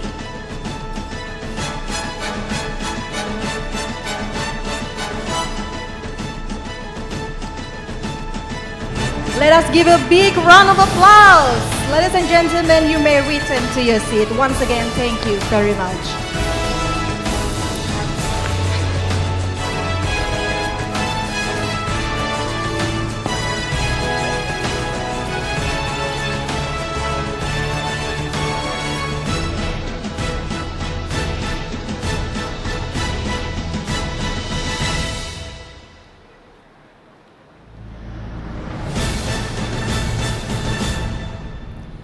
Distinguished guests, ladies and gentlemen, the next agenda will be the concluding remarks for this important meeting from the Deputy Minister for Economic Affairs, Ministry of National Development Planning, National Development Planning of the Republic of Indonesia. Ladies and gentlemen, please welcome Ms. Amalia Adininggar Widyasanti.